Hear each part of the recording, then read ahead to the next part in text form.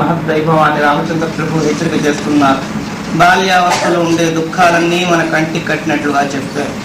ఏ దుఃఖాలు ఉంటాయో ఇంతకు ముందు అనుకున్నాం. బాల్యం అంత ఆనందకరమైంది జీవితంలో.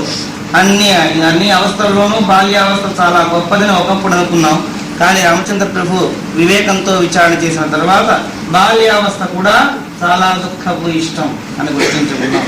బాల్యావస్థ గడుస్తున్నది ఆటలతోటి పాటలతోటి, వాళ్ళ కోరికలు తీరకపోవడంతో ఇట్లా గడిచి కొన్నాళ్ళకి బాల్యార్థమదత్యక్త్వ పునాభిహతాశయ ఆరోహతి నిపాతాయ యవనం సంభ్రమేణ ఆరోహతి నిపాతాయ బాగా బాల్యం ఎదిగి దిగజారిపోతుంది.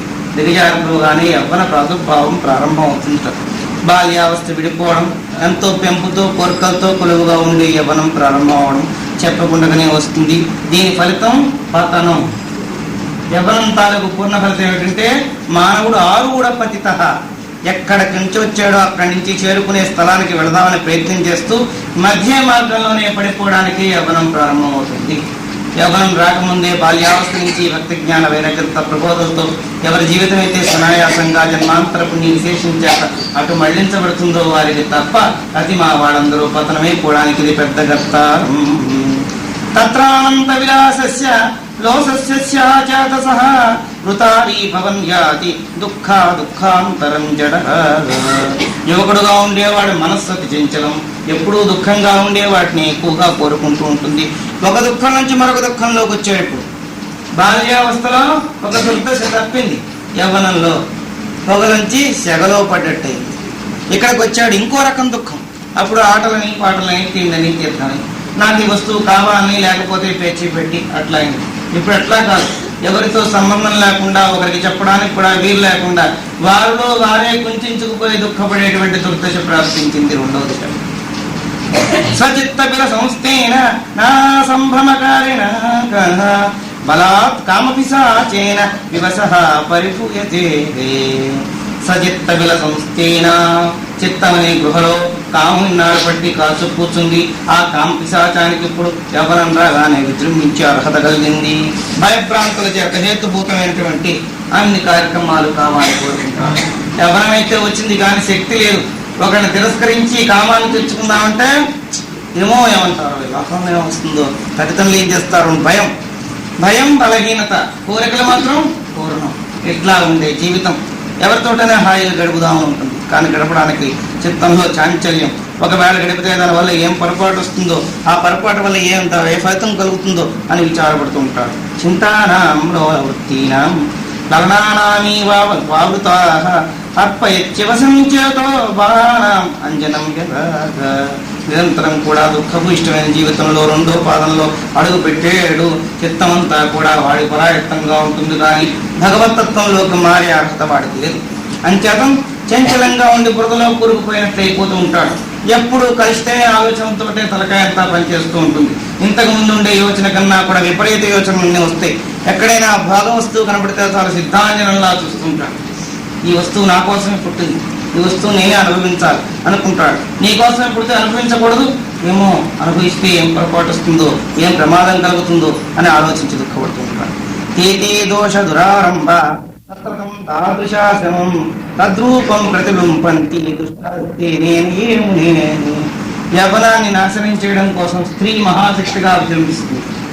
యవ్వనం రాగానే ఎక్కడి నుంచి వస్తుందో రాగరంజిత హృదయం.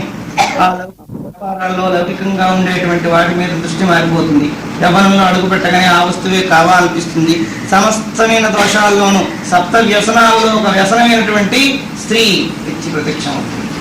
సప్త వ్యసనాలు, జూదం, తాగడం, ఎగరడం, పేక ముక్కలాడడం, ఇంకా రకరకాలు. ఈ వ్యసనాలన్నింటిలో కూడా ఈ స్త్రీ కూడా గౌరవించి ఆమెలో ఉండేటువంటి పరిపక్వ దశని చూసి ఎంతవరకు ఆమెతో ఉండాలో అంతవరకు ఉండి ఋషీశ్వరులందరూ కూడా కాపురాలు చేశారు, సంతానం కన్నారు. కానీ వారి ధర్మ సంతానం, మనది కర్మ సంతానం. కనుక కర్మ చేత ప్రారంభం చేత లాలు విమానంగా స్త్రీ అంటే ఒక కేవలం కాముక యంత్రం అనుకునేటువంటి వాడికి అది ఒక వ్యసనం. ఏదైనా అనుభవించవచ్చు కానీ హ్యాబిట్ కాకూడదు. అది హ్యాబిట్ అయిందంటే జీవితం అంతా అంతే. నాకు తెలియకుండానే అయిపోయిందండి, అంతే అనుభవించే అవశ్యం అనుభవం. జ్యోతకలహ దోషాలతో కూడుకుని అందరినీ పతనం చేసేది స్త్రీమూర్తి అంటున్నారు. ఇంకా బాగా ఆలోచిస్తే రామాయణానికి భారతానికి నాంది ప్రస్తావన స్త్రీమూర్తి.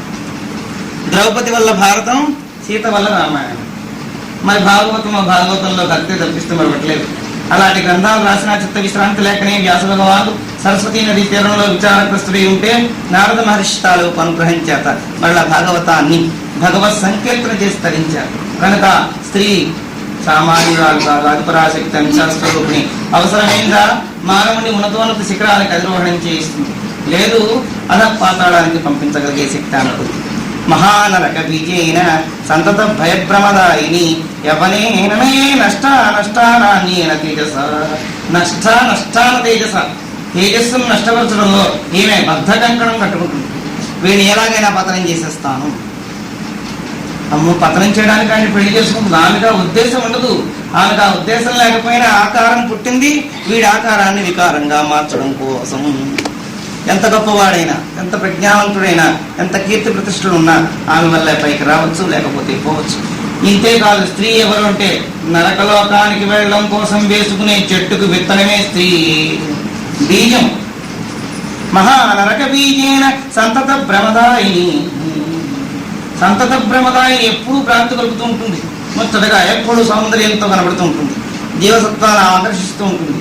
వాడిని ఆకర్షించి వాడి చుట్టూ పరిభ్రాంతం చేసి ఆ సంసారాన్ని ఇంకా విజృంభణం చేసి వాడి తలకాయ నానా చికాకులు పెట్టి ఎట్లా వెళ్ళిపోతుందో తెలియదు. ఆ అల్లుకుపోయిన సాలిగూట్లోంచి పైకి రాలేడు. అంతకుముందు వారిద్దరు ఉన్నప్పుడు ఉండే హాయి ఆమెతో కలిసిన కొన్నాళ్ళకే దూరం అయిపోతుంది. ఆ దూరం అయిపోయింది కొని కొంత దూరం ఎగురుకుంటుందా, అలా దూరం దూరం దూరం అవుతూనే ఉంటుంది. ఆ దూరాన్ని గుర్తించలేనంత దూరంగా అయిపోతుంది. అంతేకాదు దుఃఖాలతోటి దోషాలతోటి కూడుకుంటుంది. ఇతరులందరూ పాడవడం గురించి ఆలోచిస్తాడు, కానీ తన పాడైపోతున్న సంగతి వాడికి తెలియకుండా పాడైపోతాడు. నానారసమై చిత్రవృత్తాంత నిజయోంచిదాక భీమా యవనాభ్యో నాధీర సౌచతే. శృంగారాది రసాలతో కూడుకుని విషయ అభిలాషతో నిండిపోయి యవనం అనే నాటక రంగంలో నాట్యగత్త స్త్రీ. ఆమె హాసాలు, ఆమె విలాసాలు, ఆమె చేతులతో చుప్పడాలు, ఆమె మాటల్లో ఉండే మృదుత్వం, ఆమె తాకుల్లో ఉండే ఆనందం పొందుతూ ఉంటాడు. ఆమె ఏం చెబితే అంతే బంట్రుతు జోగం, ఏం చేయలేదు. ఎంత నేర్చినా, ఎంత తెలిసినా, ఎంత వారలైన కాంతదాసులే ఎంత నేర్చినా.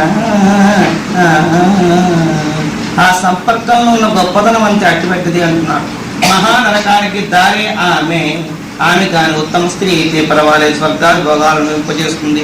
అంతేకాకుండా ఆయా లోకాలను కూడా అందింపజేస్తుంది. ఆమె కానీ కేవలం కాముకురాలైందా, వీడి గతి అధోగతి. వీళ్ళ సుకృతం కూడా ఉండాలి. పురుషుల సుకృతం మంచిదైతే ఆమె ధర్మబద్ధురాలై కట్టుబడి ఉంటుంది.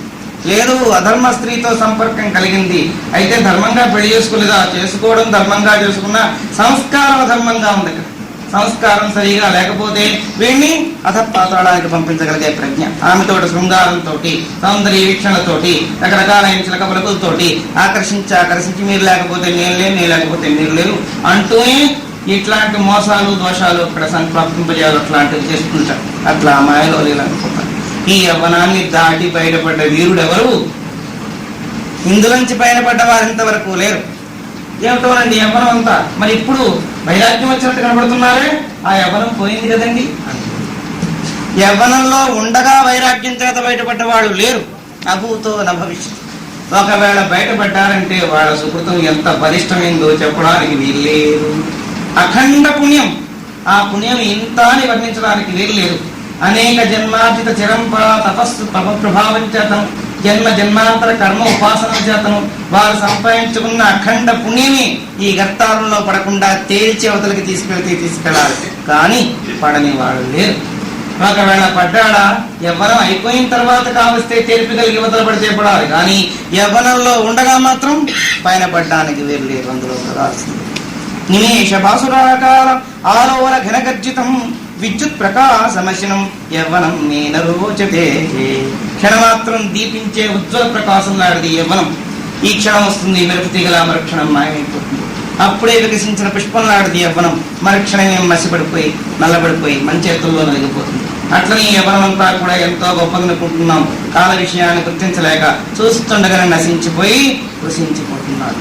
అయితే ఏమండి ఇంత పువ్వులా వాడిపోతుంది అంటున్నారు, పువ్వు వాడ పొద్దున పుస్తే మధ్యాహ్నానికి వాడిపోతుంది, మేము అట్లా అయిపోవటం లేదుగా అంటే ఇది కూడా దీర్ఘకాల స్వప్నం, విచారం చేయటం లేదుగా. స్వప్నావస్థలో సంసారం చేస్తున్నట్టు, సంతానం కట్టున్నట్టు, భోగభగ్గా అనుభవిస్తున్నట్టు పెద్ద స్వప్నం వచ్చింది, చాలా పెద్ద స్వప్నం అండి. నా కొడుకులందరికీ 45 ఏళ్ళు వచ్చేంత వరకు కూడా నేను బతికాను. ఇంతకలా ఎంత టైంలో వస్తుంది? పావు గంటలో. అక్కడ దేశం కాలం గురించి ఆలోచించండి. ఈ క్షేత్రం కాదు, ఈ దేశం కాదు, ఈ కాలం కాదు. అక్కడ క్షేత్రం వేరు, అక్కడ దేశం వేరు, అక్కడ కాలం వేరు.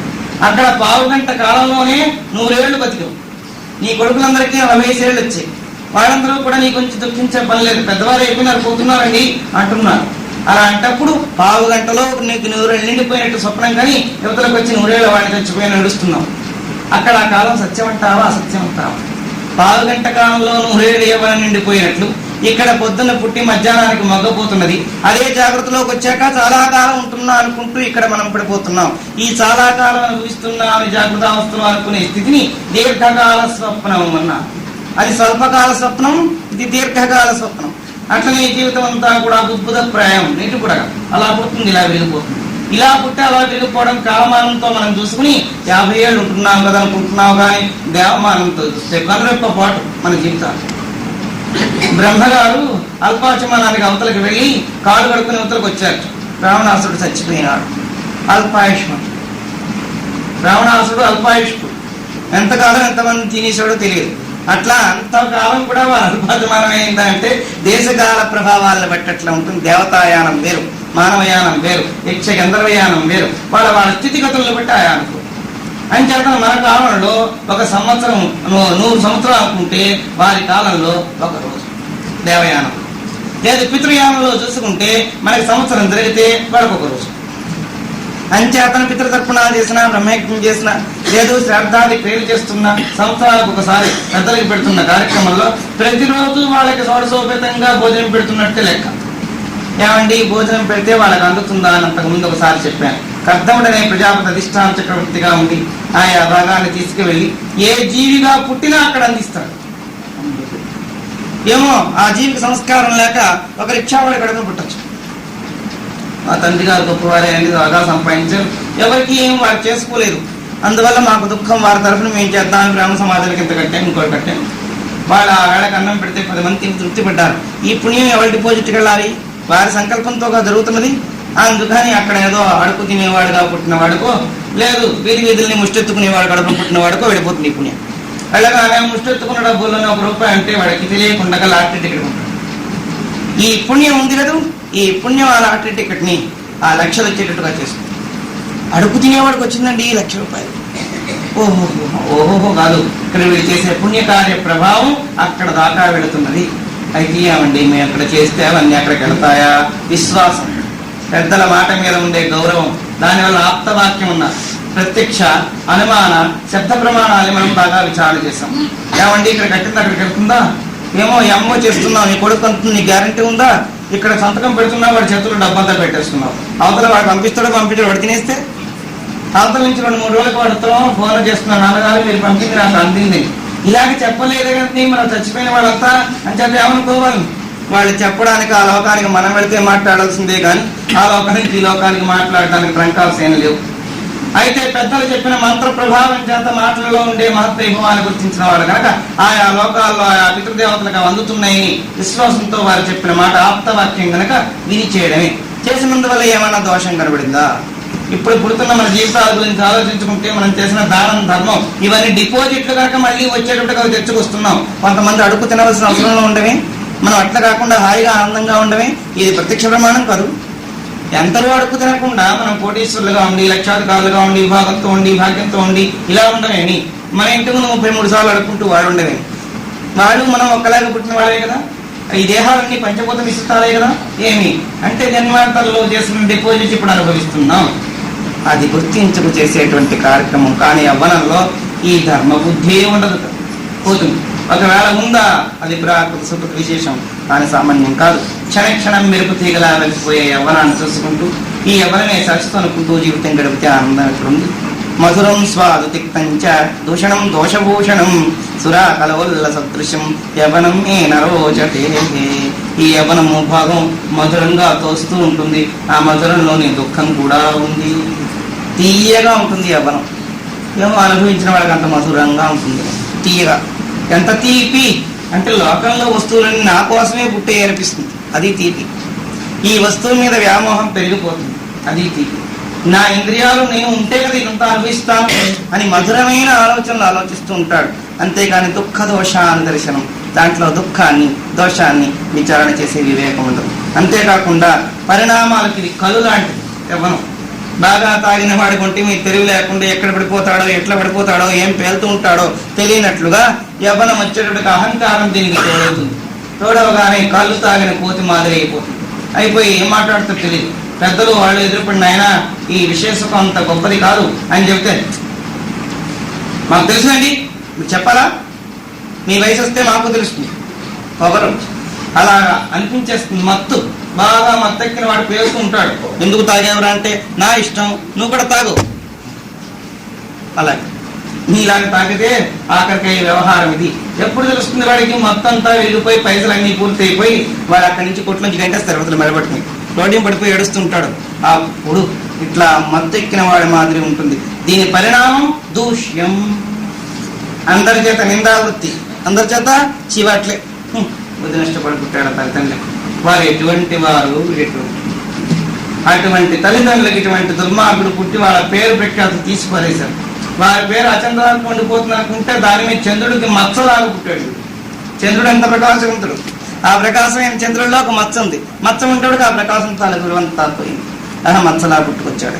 దోషాలన్నింటికి కూడా మేటి దోషం స్త్రీ సంపర్కం. అమ్మదేవుడు కొంప మునిగిపోయింది, ఇన్నాళ్ళ బట్టి మేము సంసారం చేస్తున్నాం, మేమంతా మహాదోషంలో ఉన్నాం కావచ్చు అనుకోవద్దు. ధర్మబద్ధమైన జీవితం చేస్తున్నప్పుడు ఆ దోష నివారణ కోసమే ఎవరొచ్చినా సరే వాళ్ళకింత భిక్ష పెట్టండి. గృహస్థాశ్రమం కల్పవృక్షం అంటారు వశిష్ఠుల వాడు. దాన్ని ఆశ్రయించుకుని యతులు, బ్రహ్మచారులు, బ్రహ్మ జిజ్ఞాసాపరులు, ఊర్ధ్వముఖంగా నిరంతరం ఉపాసన చేసే మహనీయులందరూ కూడా గృహస్థాశ్రమంలో ఉన్న వాళ్ళని ఆశ్రయిస్తారు. సద్ధర్మంగా నడిపించుకున్న గృహస్థాశ్రమం కన్నా కల్పవృక్షం మరొకటి లేదు. అయితే ఎవరి భాగం వాళ్ళకి ఇచ్చేస్తేనే కల్పవృక్షం వృద్ధి అవుతుంది. ఎవరి భాగం వాళ్ళకి ఇవ్వకుండా అన్ని భాగాలు ఉన్నారే అంటే మాత్రం మొత్తం చెడబులు పెట్టేసినట్టే. ఏమిటది? 4 భాగాలు చేయి, గృహస్థుడికి అధికారం ఉంది. 4 భాగాలు చేసి ఆ 4 భాగాల్లో ఒక వంతు ధర్మం, ఒక వంతు ఆర్జించింది బిడ్డలే, మరొక వంతు భార్య. నీ వంతు కూడా ధర్మం చేసింది. మొత్తం మీద 2 వంతులు ధర్మ కార్యానికి, ఒకటి అర్థం, ఒకటి కామానికి, ఒకటి కామం ద్వారా కలిగిన వాళ్ళ భాగానికి. ఇలా 4 భాగాలు చేయండి. నీ వంతు ధర్మం వంతు ధర్మానికి ఇచ్చేస్తే నీ కష్టం లేదు. మీకేం బాగా కూర్చొని సీట్లో బాగా చెబుతున్నారు, అన్ని ధర్మం చేస్తే ఆఖరి తుండుగాలు పరుచుకోవాలా? నీకు ఆ ప్రాప్తే ఉంటే ధర్మం చేయకుండా దాచిన తుండు పరుచుకుంటాం. ఎందుకంటే దొంగలు కూడా దొరికిపోతే అప్పుడు తుండుగాకేముంది, ముష్టి చెప్ప కూడా ఉండదు. వీడికి దానం చేస్తే ఆ దానం చేసిన పుణ్యం మళ్ళీ ఇంకో చెప్పేనే ఇప్పిస్తుంది. అక్కడ చెప్ప కూడా ఉండదు, అన్నీ దోచుకుపోయి పెద్ద కన్నం పెట్టేసాడు. ఇంకా కట్టుబుటలతో మిగిలేమండి. ఎప్పుడు ఎవరికి మాకు ఆ బుద్ధి పుట్టలేదంటే ఎప్పుడు ఎవరికి ఇద్దామని బుద్ధి పట్టుకుంటూ దాచాం. దుదకు దొంగల కవున దొరల కవును ఎలా వెళ్ళిపోతుందో తెలియదు కనుక ఇంత దరిద్రపు స్థితి మరి లేదు. యవ్వనం గురించి ఎంత దోషంగా చెప్తున్నారు చూడండి. మహాదోషమైంది. దీని వలనే అన్ని పొరపాట్లు, అన్ని అగచాట్లు రావడానికి కారణం కనుక యవ్వనం అంత ప్రమాదమైన స్థితి మరొకట్లేదు. ఇది భోగ సమయంలో చాలా మధురంగా ఉంటుంది. ఆ ఇంద్రియాల సుఖం అనుభవిస్తున్నప్పుడు రారాజు మహారాజు వీడే అనుకున్నాడు. నా అంతవాడు ప్రపంచంలో ఎవరు లేరు. అసలు ఈ ఇంద్రియ సుఖాలు అనుభవించడానికి నేను ఒక్కడినే చక్రవర్తిగా పుట్టను కావచ్చు ఈ పృథివిలో, ఈ నిగన్ని నా సొంతం అనుకుంటాడు. అంత మధురంగా అనిపిస్తుంది. ఆ మధురం అయిపోయిన తక్షణమే దూష్యం, చీ జవసత్వాలు పోయినాయి. ఇట్లా అయిపోయినాను, చూస్తుండగానే డొక్కు మొహం వేసుకు తయారైపోయినాను. ఇట్లా అయిపోవడానికి కారణం ఈ మహాతల్లి అంటాం. నేను చేసిన మధ్యలో మహాతల్లి అంటే నువ్వు నా దగ్గరికి వస్తే నేను రమ్మన్నా కానీ వివాహం చేసుకుని, లేకపోతే నేను బలవంతాన్ని తీసుకెళ్ళి కూర్చోబెట్టుకున్నాను నా దగ్గర. మహాతల్లి 10 సార్లు అన్నట్టు చూస్తే నేను ఏం చేస్తాను? ఇంకేం చేస్తుంది? పాపం వచ్చి కొట్టడానికి వెళ్ళినా నలుగురిని తయారు చేసి ఉంచుకుంటుంది అంగవలం. ఆడపిల్ల మగపిల్ల ఎవరా చూసారా మీ నాన్న చేస్తూ? మేము చూస్తున్నాం. చూడు, నువ్వు కానీ చేసుకున్నావో 4 చేతులు నీళ్ళు పడతాయి. అమ్మో దేవుడు, నీతో మాట్లాడడానికి అవకాశం లేదు. వాళ్ళ సంఘబలం ఎక్కువైపోయింది. చేతను దుఃఖం దుఃఖం దుఃఖం దుఃఖం. ఇలా నన్ను సంసారంలో మానేమని ఏం కాదు. చేసుకున్న సంసారం ధర్మబద్ధంగా చేసుకోండి, సంతానం కంటే వాళ్ళకి కావాల్సింది సమర్పించండి, కానీ అసలు వస్తువుని మర్చిపోకుండా బతకండి. అన్నీ కూడా ఇట్లాంటి యవ్వనం నాకు రుచించలేదంటున్నాడు రామచంద్ర ప్రభు. అట్లాంటి యవ్వనంతో ఆనందం ఎక్కడుంది? సర్వస్య అగ్రే సర్వపుంసః క్షణమాత్రే మనోహరం గంధర్వ నగర ప్రఖ్యాం యవ్వనం మే నరోచే. నాకు యవ్వనం అంటే అసలు రుచించడం లేదు రోడ్డుకి. ఎందువల్లంటే గంధర్వ నగరానికి యుద్ధానికి వెళ్ళట్టే ఉంది యవ్వనంలో. ఏమిటో కనబడదు, ఆరేక సుఖం, తాత్కాలికంగా సుఖం అనుభవించినట్టే ఉంటుంది. తర్వాత ఇప్పుడు నేను పొందిన సుఖం ఏమిటి అని ఆలోచించుకుంటే దూస్తే దోషుడు, ఊస్తే ఉడక్కు, ఏమీ లేదు. అయ్యో ఇప్పుడు ఇదాకా ఏం చేసాం మేము? ఏం తెలియదు, నానా వికారాలు పడ్డాం. ఈ వికారాల వల్ల ఫలితం ఏంటి? పొలిటీషియన్స్ వాడా గుడ్లా అయిపోయి మొహం వెలబెట్టుకుని ఉత్తరకు వచ్చేవాడే కానీ ఇంద్రియ సుఖాన్ని గురించి తృప్తిపడి నేను హాయిగా ఉన్నా అనుకున్నవాడు లేడు. సరికదా? దాని తాలూకు వికారమే సంతాన స్వరూపం అయిపోతుంది. వీళ్ళందరినీ ఎట్లా పోషించాలి దేవుడా? ఇంతకుముందు నా పొట్టకి నేను ఏడుస్తూ ఉంటే నా పొట్టని వీళ్ళు పుట్టి వీళ్ళ పొట్టలు కూడా పోషించాలి. ఇప్పుడేమి దుఃఖమా సుఖమా? ఒక సుఖం నుంచి ఎన్ని దుఃఖాలు ఉత్పత్తి అవుతున్నాయి, జాగ్రత్తగా ఆలోచించండి. అట్లనే మహానీయుడు రామతీర్థుల వారంటారు, ఈ దేహం అంతా కూడా భోగపంజరం కాదు, రోగపంజరం అన్న. ఎందుకంటే పోకముందు ఈ దేహంలో రోగాలు, ఆదులు, వ్యాధులు, బాధలు, పోయిన తర్వాత కూడా కొలకొల్లాడుతూ కొన్ని కోట్ల పురుగులు పుడుతున్నాయి. అట్లా పురుగులు పుట్టడానికి నిలయమైన పెద్ద పురుగు. దీన్ని పట్టుకుని యవ్వనం అనుకుని జరగబడుతున్నారే, ఒక్కసారి ఆలోచన చేయండి. సర్వస్వాగ్రే సర్వపుంసః, క్షణికంలో మనోహరంగా కనబడుతుంది, ఆకాశంలోకి ఎగిరిపోయినట్లు అనిపిస్తుంది. ఇంత ఆనందం ఎవరికీ లేదు. ప్రపంచంలో ఉన్న ఆనందం తాలూకు పూర్ణ స్థితి ముద్ద నేనే అనుభవిస్తున్నా అనుకుంటాడు. వెంటనే దూష్యమైన స్థితిలో పడిపోతాం. దాని తాలూకు స్థితి పతనం. ఇషు ప్రపాత మాత్రం హి సుఖదం దుఃఖవాసురం దాశదోషప్రదం నిత్యం యవనం నేను రోచితే. సంధించబడ్డ బాణం ఎట్లయితే వేగంగా వెళ్ళిపోతుందో అట్లా ఈ మనస్సు ఎప్పుడూ వ్యవహార రూపంలో అక్కడే రమిస్తూ ఉంటుంది. అల్ప సుఖానికి భ్రాంతి పడుతుంది. అదేం శాశ్వతానందం కాదు. కానీ శాశ్వతానందం కాదని తెలిసిన మహనీయులు కూడా ఆ సుఖాన్ని ఆశ్రయిస్తున్నారు. అబ్బా ఎంత దుర్బలమైంది! ఈ యవనాన్ని గ్రహించిన వారెంత ధన్యులో కదా. దుఃఖాంతమే కానీ దీనికి సుఖాంతం లేదు. సుఖం ఉందా? యవ్వనం కాస్త పోగొట్టుకుని డొక్కు మొహాలైన తర్వాత సుఖం ఎక్కడొస్తుంది? సుఖంగా ఉన్నామని అంటారు, యథార్థమైన సుఖాన్ని మాత్రం వాడు పొందటం లేదు. హృదయ తాపం ఎక్కువైపోతుంది. యవ్వనంలో ఉండే రుచికర వస్తువులన్నీ కూడా ముసలితనంలో వెగటుగా తోస్తాయి. వెగటుగా తోసి వారికి కలిగిన దుఃఖాన్ని తర్వాత వాళ్ళకి చెప్తారు, నైనా మేము ఇలాంటి బాధలు ఏర్పడ్డాను. నీకెప్పుడు తెలిసింది ఇది? నీ వయసు వచ్చాక మేము తెలుసుకుంటాలే, అటే వెళతామని చెప్పి ఆపాతరమణీయంగా ఉంటుంది. ఆ బాట పూల బాటలా కనబడుతుంది, అది ముళ్ళ బాట అనిపించదు. ఒకవేళ పెద్దలు అందులో ఉండే దోషాదోష విషయాలను చేసిన వాళ్ళు చెప్తే కూడా, మహానుభావ మీకింత వయసు వచ్చింది కనుక ఈ చిలక పలుకులు పలుకుతున్నారండి, మేము అట్లా ఉండలేము, మీ వయసు వచ్చిన తర్వాత మేము కూడా మీ శిష్యవర్గంలో చేరిపోతామంటే ఒప్పుకుంటాం. కానీ ప్రస్తుతానికి మాత్రం ఇంద్రియాలని నిర్వర్తించి దీన్ని గ్రహించలేము. ఇంద్రియాన్ని ప్రమాదమైనవి. వ్యాసులు వారు చెప్పుకున్నట్టు ఇంద్రియాలంత ప్రమాదకరమైన వస్తువులు, ప్రమోదకరమైన వస్తువులు జగత్తులో మరి లేవు. ప్రమోదాన్ని కల్పించి ప్రమాదాన్ని సృష్టిస్తాయి కనుక చాలా జాగ్రత్తగా ఉంది. తస్మా జాగ్రత్త.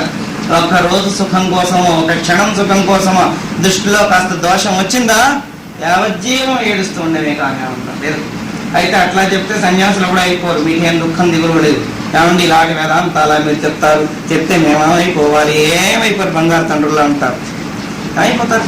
విన్నంత మాత్రం చేత వివేకోదయం కలిగితే అందరూ రామచంద్ర ప్రభు అయిపోతే అంతకన్నా ఈ గ్రంథం చెప్పినందుకు సార్థకత ఏమి? ఎంతమంది రామచంద్రులు అయ్యారండి? అన్ని వేల మంది ప్రజల్లో రాముడు ఒక్కడే కూర్చుని ప్రశ్న వేశాడు. కానీ లక్ష్మణుడు, భరతుడు, శత్రుఘ్నుడు తన తాలూకు శస్త్రాస్త్రాలే సోదరులుగా పుట్టారు, ఒక్కడ వేరేది ఈ ప్రశ్న. అంచేత ఇరుపక్కల ఉన్నవాళ్ళు కానీ, తల్లిదండ్రులు కానీ, మన ఆశ్రయించిన వాళ్ళు కానీ ఎవరికి వివేకోదయం కలగదు. అనేక జన్మల పుణ్యం స్వామివారు మన్నమాట కూడా హెచ్చరిక చేశారు. కర్మ పరంపర సాధన చేత వివేకోదయం కలుగుతుంది. తాత్కాలిక వివేకం కలిగితే తక్షణమే పోతుంది. దుఃఖం రాగానే, సుఖంగా ఉన్నప్పుడు అందరూ వివేకంగా మాట్లాడటమే, వీళ్ళకేమీ కష్టం రాలేదు. వాళ్ళ తండ్రి గారు తల్లిగారు పోయినారు, వాళ్ళ దగ్గరికి పరమాత్మ ఏది శాశ్వతం లేండి నాయనా, వీరికే కష్టం వచ్చింది. ఓ నాయనో నడిపిస్తేమండి మొన్నే కదా చెప్పేది మాకు వచ్చి, ఆ వేదాంతం అంతా ఏమైపోయింది? అది మీకు చెప్పడానికి కానీ ఆయన నాకు వస్తే ఆ దుఃఖాన్ని తట్టుకోలేను. ఇది క్షణికం. ఇదేమిటి? తాత్కాలిక వైరాగ్యం అంటుంది. కానీ యథార్థమైన వైరాగ్యం కలిగినప్పుడు ఈ ఘటమే శాశ్వతం కాదనుకుంటుంటే ఇంకో ఘటన శాశ్వతం ఎట్లా అనుకుంటాం? ఈ ఘటాల తాలూకు స్వరూపమే ఇంత. ఈ బొమ్మ పుట్టినదే ఎందుకంటే పోవడానికి అని తెలుసుకున్న వాడికి దుఃఖం. ఆపాత మాత్ర రమణం సద్భావరహితాంతరం వేశ్యా స్త్రీ సంగమం ప్రఖ్యం యవనం మే రోచసే. వేశ్య సంఘంలో ఆపాత మధురంగా ఉండి అస్థిరమైన సుఖాన్ని ఇచ్చినట్లుగా ఈ శరీరం అనేటువంటి భోగం దాంతో కూడుకుని ఎన్నో సుఖాలు పొందుతున్నా అనుకుంటాడు. ఇప్పుడు శరీరమే భోగందన్నారు. భోగం ఎక్కడో లేదండి, ఇదే భోగ్యమైన వస్తువులు కావాలని కోరుకుని ఇదే భోగంది. అయ్యో ఇన్నాళ్ళు బట్టి వాళ్ళు వేరే ఉంటారు, సెపరేట్ గా కులం, ఇది వేరనుకుంటున్నాను. ఇదేనా? అన్ని కులాల కన్నా అధమాధమ కులం భోగం కులం. ఆ భోగం కులం మన వ్యాపారం. ఇప్పుడు మనం ఏం కులం? బ్రాహ్మణుల క్షత్రియ వయసుల భ్రష్టు పట్టిన భోగం కులంలో ప్రస్తుతానికి ఉన్నాం కనుక ఏ కులమైనా మన కులం కన్నా పెద్ద కులది. అంచేతని ఈ భాగం కులంలోకి వచ్చిన వాళ్ళకి ఆ భాగం బుద్ధులు కాక మరొకటి ఎట్లా లభిస్తుంది? యవనంలో ప్రవేశించడానికి తెలియకుండానే అపాత్రమణీయంగా కనబడుతుంది, అన్ని తప్పులు చేస్తూ ఉంటుంది. అట్లాడదు నాకు రుచికరంగా లేదు. ఏకేనా సంరంభస్తే సర్వే సర్వ దుఃఖదాః తారుణ్యే సన్నిధం యాంతి మహోత్పాత వివక్షమే. దుఃఖానికి కావలసిన కార్యక్రమాలన్నీ కూడా పోగు చేసుకుంటుంది. వంటకు కావలసిన పరికరాలని, కట్టెలు, బొగ్గులు, గ్యాసు, లేకపోతే గిన్నెలు, పప్పులు, కావలసిన వస్తువులు చేర్చుకున్నట్టుగా యవనంలోనే పాపిష్టి నరకానికి పోవలసిన అన్ని ఏర్పాట్లు చేసుకుంటుంది. అప్పటి నుంచి కొడబెట్టేస్తుంది గబగులు ఆడుకుని నరకాన్ని డైరెక్ట్ గా పోవడానికి. ఏ తప్పు చేసిన పిల్లల్ని పోషించుకోవాలి, ఏ అబద్ధాలు ఆడిన పిల్లల దగ్గర నుంచి ఇంకో దగ్గరికి పోతూ ఉండాలి, ఇంట్లో ఎన్ని అబద్ధాలు ఆడి పైన పెద్ద మనిషిగా తిరుగుతూ ఉండాలి. ఇలాంటి తప్పుడు పనులకి నిలయం చెప్పాలి. ఏమండి మీరు ఈ పని చేసి అమ్మో ఎవరన్నారు? అన్ని అబద్ధాలే. నేను చేశానా? ఎవరు చెప్పింది? ఇలా పిలవండి. మొహమ్మద్ చెప్తారే నేను చేశాను. ఊరందరూ కోడే కూసుకున్నారు. కూసుకుంటే కూసుకోండి. ఆ ఊరందరూ దాని లక్షణమే కోడి. అంచేత నేనేం దాన్ని లెక్క పెట్టు. నువ్వు లెక్క పెట్టకుండా ఇప్పుడు అనుభవిస్తే తర్వాత దుఃఖానికి కారణమైనటువంటి ఇంధనాల్లో దగ్ధమైపోవాల్సి వస్తుంది. నరకానికి ఇంధనం ఈ శరీరం. నరకం అనే అగ్నిహోత్రానికి ఈ దేహం కట్టే. ఇట్లాంటి కట్టెలు కలిసి కాలిపోతూ ఉంటే కాలిపోతున్న శరీరేంద్రియాల తాలూకు స్థితి మనకు తెలియకుండా యవనంలో ఉన్నాం అనుకుంటున్నావు, కానీ ఒక పక్క నుంచి దగ్ధమైపోతున్నది. దహితి ఇది దేహ, దహించబడుతున్నది కనుక దీనికి దేహము అని పేరండి. తెలియకుండానే కాలిపోతున్నది. ఎట్లా కాలిపోతున్నా అంటే ఇంద్రియ సుఖాల చేత. ఏమంటే అయితే ఇంద్రియ సుఖాలు పొందకుండా బ్రహ్మచర్యులుగా ఉన్న వాళ్ళకి మాత్రం ముసల్తనం రాదా? ముసల్తనం వచ్చినా ఈ దుఃఖం వారికి లేదు. ఇంద్రియ సుఖాలు పొంది ఆ సుఖం అప్పుడు అపాత్రమణీయంగా ఉండి తర్వాత ఎందుకు పొందేనో అని అఘోరింపు వాళ్ళకు ఉండదు. అంచేతను వారు సంసారంలో ఉంటారు, వీరు సంసారంలో ఉంటారు. వారు తటా వదిలేయగలుగుతారు, వీళ్ళు వదలలేరు. ఆ క్షణమే త్యాగం చేసి యోగంలోకి వెళ్ళిపోతారు. వీళ్ళు భోగాన్ని అనుభవించున్న వాళ్ళు కనుక త్యాగం చేయలేక, ఒకవేళ త్యాగం చేసినా మరల గుర్తొచ్చే భోగాన్ని తలుచుకుని యోగం కాకుండా రోగంలోకి వెళతారు. ఆలోచన లేక దుఃఖం. మీరు మెంటల్ రిక్రియేషన్ ఉండాలని, మీకు బాగా విశ్రాంతి. చెప్పిన వారికి ఉండదు. డాక్టర్ గారు ఉయ్యూరులో అన్నారు, మీరు బాగా రెస్ట్ తీసుకోవాలి,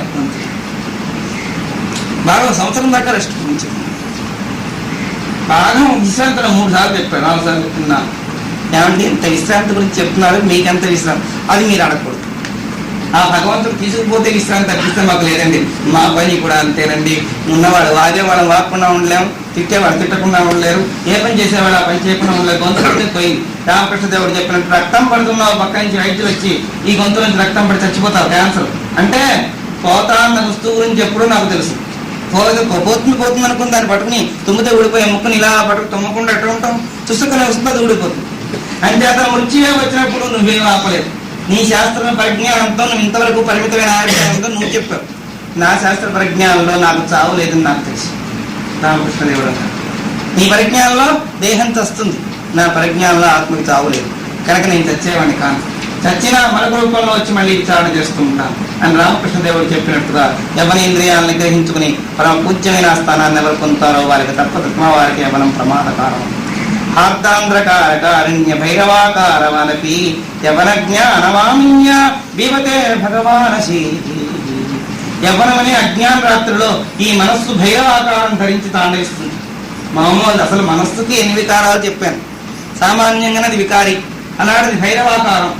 ఎంత పెరిగిపోతుంది ఆ మనస్సు అంటే మేరవంత అయిపోతుంది. ఎవరు చెప్పినా వారిని లెక్కే దానికి లేదు. నైనా మేము చెప్తే లేదు, స్నేహితులు కదా మీరు చెప్పి చూడండి అని పంపిస్తాం అనుకో. ఎవరెవరే మీ అమ్మగారు నాన్నగారు చెప్తూ నువ్వు అసలు లెక్క చేయట్లేదు, మేము చెప్తున్నా అంటే వాళ్ళే లెక్కలేదు, నువ్వెంత నువ్వు మధ్యలో కలిసిన వాడికి ఇష్టం ఉంటే తక్కువ అహం. నన్ను కన్నవాళ్ళని నేను కేర్ చేయట్లేదు, ఎక్కిరించటంటే నువ్వు మధ్యలో 2 ఏళ్ల క్రితం నుంచి ఫ్రెండ్ అయ్యావు. నీలాంటి వాళ్ళు చాలా మంది. నువ్వు ఒకడికి పోయే ఉంటే నాకు అనుకూలమైన వాడు 10 మంది వస్తారు, ఇష్టమైతే ఉండలే తక్కువ. నాయన నా మాట విను అంటే నీ మాట వినడానికి కోసం నేను పుట్టలేదు, నేను ఎవరి మాట విందామనే స్థితి లేదు ఇప్పుడు. అంతే అవ్వనం. భజగోవింద శ్లోకాలు చెప్పినప్పుడు సైకిల్ తొక్కేవరా, అదేంటి ఆ బ్రేకులు తీసి బెల్లు తీసి ఆ ఫీడ్స్ అన్ని పడిపోతావు ఎవరు తిరుగుతో అని తాతగారు చెప్తే నీకు అసలు సైకిల్ ఎక్కడ వచ్చినా నాకు తెలియదు. అంతే, తెలియనప్పుడు ఊరుకోవాలి గమ్గా, అంతేకాని ప్రతిదానికి మాట్లాడకూడదు. నాకు తెలుసు ఎలా తప్పించుకోవాలి. 2 సార్లు చూశాను, నా మీదకే పెట్టేస్తాను అనుకుని భయపడ్డాను. నాయన 3వసారి పెద్దవాడిని చెప్తున్నాను, నీ ఇంట్లో ఉంటున్నాను కనుక, మీ అమ్మ భాషలో ఉన్నాను కనుక, నీ ఉప్పు తింటున్నాను కనుక చెప్పక తప్పదురా అని మనం అంటే, ఉప్పు కాకపోతే చక్కెర తిను, నాకు ఇలా సలహాలు మాత్రం అవుతుంది. ఏం తిను అంటాడు. మధ్యాహ్నానికి హాస్పిటల్ అమ్మ నా ఏం అబ్బాయి కాదు నీ చెప్పానమ్మా. మళ్ళీ 10 రోజులు పోయాక పరమాశించడానికి వెళ్తారు, తాతగారిని చూడడం మొహం తిప్పిస్తాం. ఎందుకు తప్పుడు పని చేశాక యథార్థంగా మార్గంలో వెళ్ళే వాళ్ళే తలవంచుకు వెళ్లాల్సి వస్తుంది. మంచి పనికి వచ్చేవాళ్ళు అందరూ నిందిస్తూ ఉంటే మెదలకుండా రావడం అని ఎవరి కర్మ వాడు. అలాంటి తప్పుడు పని చేసి వాళ్ళకే ధైర్యం ఎక్కువలేండి. కలిసిపోయిన హాయిగా తిరిగేస్తారు. ప్యాస్ అయిన వాడు రేపు పొద్దున ఫీజు కట్టడానికి డబ్బులు లేని వాడికి ఆగోరింపు, విడిగా ఉంది పోతే పని ఇంకో మారు. ఇప్పుడు మా నాన్నమ్మని కూడా ఇంకోటి ఉంటాయి అవుతుంది. నువ్వు తప్పుడు పనులు చేస్తున్న వాడికి ఉన్నంత ధైర్యం మంచి పని చేసేవాడికి ఉండదు. వాడికి ఎప్పుడు భయమే.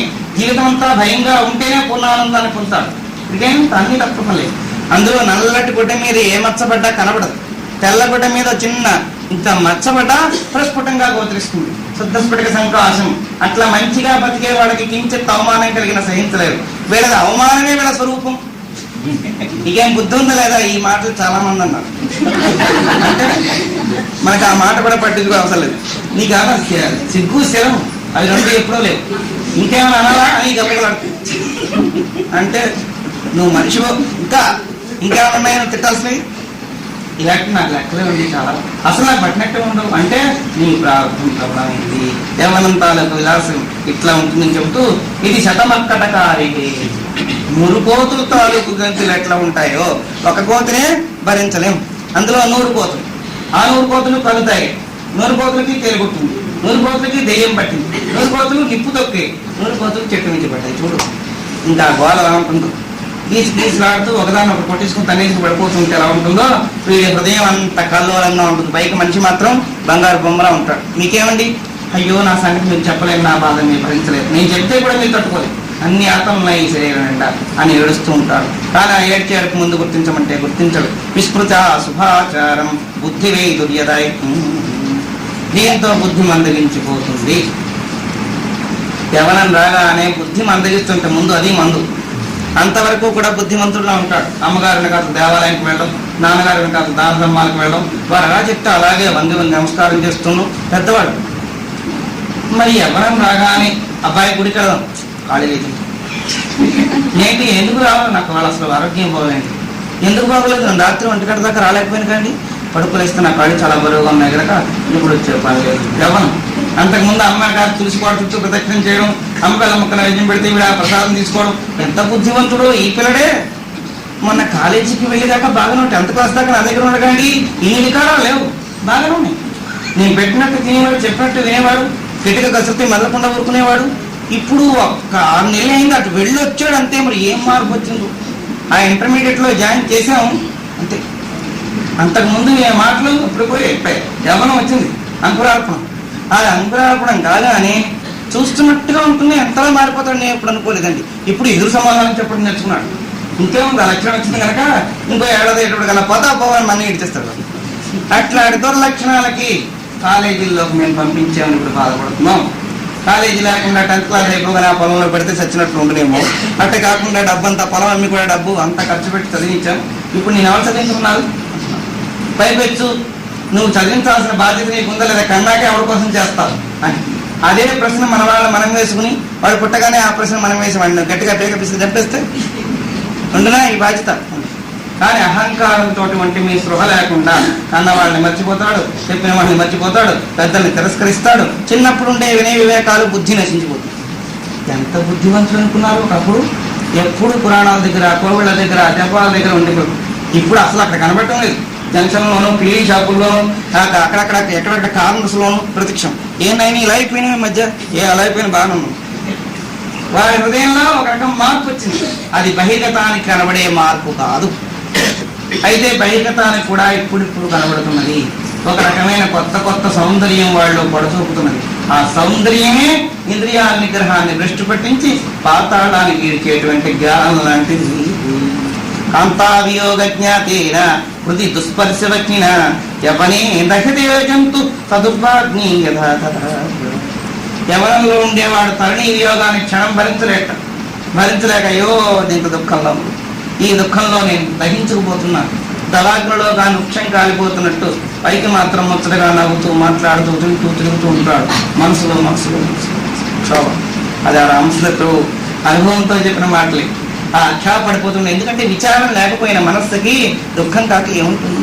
నిరంతరం విచారణ చేసే యోగయోగీశ్వరులే ఆ స్త్రీమూర్తి తాలూకు ప్రభావానికి లోబడిపోతే ఇనుప కట్ట కథడాలు కట్టిన మునులైన మోహితులై భ్రమింతులు. నిరంతరం అఖండ తపస్సు చేసిన మహనీయులు కూడా అందులో వివేకాన్ని కోల్పోతే మనలాంటి వాళ్ళ సంగతి చెప్పక్కర్లేదు. అయితే వాళ్ళు పోయారు కానీ మేము అనడానికి వీలు లేదు. కనుక ప్రతి క్షణం పరమేశ్వరుని ప్రార్థించడమ్మా, ఆ పాత రమణీయంగా ఉన్న ఆ మార్గాన్ని మాత్రం మాకు చూపించకు, నీ పాదాలను విడిచిపెట్టకుండా ఉండే సద్బుద్ధి మగాపనోతి మాకు ప్రార్థింపలి అని ప్రార్థించడం. నచికేతోపాఖ్యానానికి పూర్వభాగంలో చూస్తే నచికేతుడు తండ్రి గారు గుణవేకుడు, అఖండ తపస్సు, బ్రహ్మచర్య దీక్షాదక్షుడై బ్రహ్మగారి కోసం తపస్సు చేస్తూ ఈ ఇంద్రియాలు నిగ్రహించబడకుండా ఆ ఓజస్ తేజస్సుతోటి నేను విచారణ చేసా బ్రహ్మలోక ప్రాప్తి పొందాలని నా ఉద్దేశం.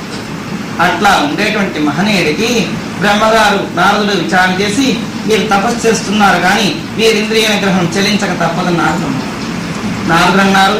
అయ్యో అఖండ తపస్సుకి ఎట్లా తెలుసుకున్నాయి? ఏమో నేను రాసిన ఘటం మీద రాసిన ప్రారంభం తప్పదు. అంచేత ఈ ఘటానికి చరణం ఉంది. కానీ ఈ చరణం వల్ల మహానుభావుడు ఉత్పత్తి అయ్యే కారణం కూడా అంటే అక్కడ అడవిలో ఉన్నారు నర్మదా నదీ తీరంలో ఉండే ఆ నదిలో స్నానం చేయడం, ఎండిపోయిన ఆకులు తినడం. పండిపోయిన ఆకులు రసం ఉంటుంది అని ఎండిపోయిన ఆకులు తిని అఖండ తపస్సు చేస్తున్న వారికి ఆ కాసాలలో దిగి స్నానం చేస్తూ ఉంటే దేవతా స్త్రీలు దేవతా పురుషులు గగన మార్గంలో పోతూ కనబడ్డారు నీళ్ళలో. ఆ తర్వాత 2 చేపలు కలుసుకుని ప్రచారం చేస్తూ ఉంటే చూశారు నర్మదలో. ప్రారంభం ఆ రూపం ధరిస్తుంది. అలాగే ఎన్ని చోట్ల లేదు, పొద్దున్న సాయంత్రం. అందులో వేసంకాలం వస్తుందని చెప్పక్కర్లేదు. ఎక్కడికెక్కడ సుందరకాండ దర్శనాలే, కాళ్ళు దర్శించుకుని చదువు దర్శించుకుని అవన్నీ ఎవరికైనా లేని వస్తువులా, ఎవరికి తెలియదా ఈ శరీరతత్వం తెలుసు. కానీ మహావికారంగా చూస్తే కూడా అసహ్యం పుట్టేటట్టుంటే అయితే ఆ ప్రారంభం అంత అసహించుకున్న మహనీయుడికి కూడా అక్కడ ఆ ప్రారంభం ఉండేటప్పటికి చేపలను చూశారు. ఒక్కసారి మనసులో భావన కలిగింది, వీరేసుకోవాలి. అఖండ తేజవంతమైన వీర్యం నీటి మీద తేలింది జ్యోతిలా. ఇప్పుడు ఏం చేయాలి అని ఇక్కడ కలువ ఒకటి ఉంటే ఆ కలువను తీసుకుని దాంట్లో దీన్ని నిక్షిప్తం చేసి దానికి మంత్రబద్ధం చేసి విడిచిపెట్టారు. ఆ ప్రవాహంలో పట్టుకెళ్ళిపోయింది నర్మదలు. అట్లా కొట్టుకుపోయి ఆవిడనే ఉండేటువంటి పాంచాల దేశపు రాకుమారి ఆమె ఋతుస్నాతి 4వ నాడు స్నానానికి నదికి వచ్చింది. చిలకెత్తులతో ప్రార్థన ఎక్కడెక్కడ కలుస్తుందో చూడండి. అట్లా ఆమె స్నానానికి వచ్చి అందరితో స్నానం చేస్తూ మహాకాంతితోటి గొప్ప పరిమళంతో వస్తుంది. ఈ పువ్వును చూసింది. అబ్బా కలువ ఇంత పరిమళం, ఇంత కాంత, ఇదేదో దేవతా పుష్పం అంటే అక్కడ పట్టుకుని ఆమె ఏం చేసింది, ఆ పువ్వును ఒక్కసారి ముక్కతో పెట్టుకుని ముక్కేసింది. ఈ ముక్కలోంచి రావలేకపోయింది తేజస్సు. వెళ్ళిపోయి వెంటనే గర్భం నాసికలోంచి ప్రవేశించి గర్భధారణం కలిగి అందులోంచి ఉత్పత్తి అయ్యాడు కనుక నచికేతుడు. అట్లాంటి మహనీయుడు నాసికేతోపాఖ్యానం. ఆ ముక్కులోంచి ప్రవేశించి గర్భంలో ఎవరు తల్లిదండ్రి స్పర్శ లేదు, సంపర్క దోషం లేకుండా పుట్టాడు. అట్లాంటి వారి కనుక కఠోపనిషత్ కారణభూతుడయ్యారండి నచికేతుడు. అట్లా నచికేతుడు పుట్టిన తర్వాత ఈ గర్భధారణంగా ఉండగా చచ్చిపోదాని ప్రయత్నం చేస్తే నారదుడు ఇదంతా ముందే విచారణ చేస్తున్నారు. ఒక మహాభావ నీకు ఆ భార్య ఉంది, నువ్వు అందుకని విడిచిపెట్టావు అని వారిద్దరిని దంపతులు చేసి ఎక్కడ రాజకుమారి ఎక్కడ తపోవనంలో ఉండేవారు ప్రారంభం. అట్లా వారు వచ్చిన తర్వాత వారికి కలిగిన సంతానమే నచికేతుడు. ఆ మహానుభావుడే ఉపనిషత్తుకి కారణభూతుడే మనకు ఆ అద్వైతానందాన్ని అందించాడు. ఎందుకు ఈ మాట చెప్తున్నా అంటే ఎక్కడో ఉండేవాడికి ముడిపెట్టి ఇడుస్తుంది ప్రారంభం. కనుక మేమంత గొప్పవాళ్ళం, మాకేం పర్వాలేదు అనుకుందుకు వీలు లేదు. క్షణం దినం ప్రమాదం. ఆ ప్రమాదమైనటువంటి దాంట్లో దాటాలంటే నిరంతరం భగవదనుగ్రహం తప్పిస్తే మరి ఒకటి స్వామివారు చెప్తూ ఉండేవారు. విద్యానంద స్వామివారు కూడా అనేవారు, నాగుల కోన అడుగు తీసి అడుగు పెట్టావా కస్సు అని కాటేస్తుంది. ఏ పాము కాడు తింటావో, ఎక్కడ విషం పూర్తమైపోతుందో, ఎక్కడ పడిపోతావో చెప్పలేం. ప్రతిదానికి ఆ మంత్రంతో పాముల్ని ముడివేస్తూ, ఆ మంత్రంతో పాములు నోడి పడుతూ ఈ ప్రపంచంలో తిరగాలైనా అని చెప్పినట్టు యవ్వనాన్ని ఇంద్రియాన్ని గ్రహించిన వారు లేరు. ఉన్నారా? వారి తాలూకు పురాకృత సుకృతి విశేషం ఇంత అని చెప్పడానికి వీలు లేదండి. సునిర్మల విస్తీర్ణ పావన సీహి యవ్వనే మతి కలుషామేతి ప్రౌషింగ తరగిణి. అంతకుముందు మంచి బుద్ధిమంతుడుగా ఉన్నవాడు కూడా వానాకాలంలో ఏరు బురదతో కలిసిపోయేట్లయితే భ్రష్టు పడుతుందో అట్లా వీడి బుద్ధి కూడా అతిమా సంఘర్షణ చేత మలినమైపోతుంది.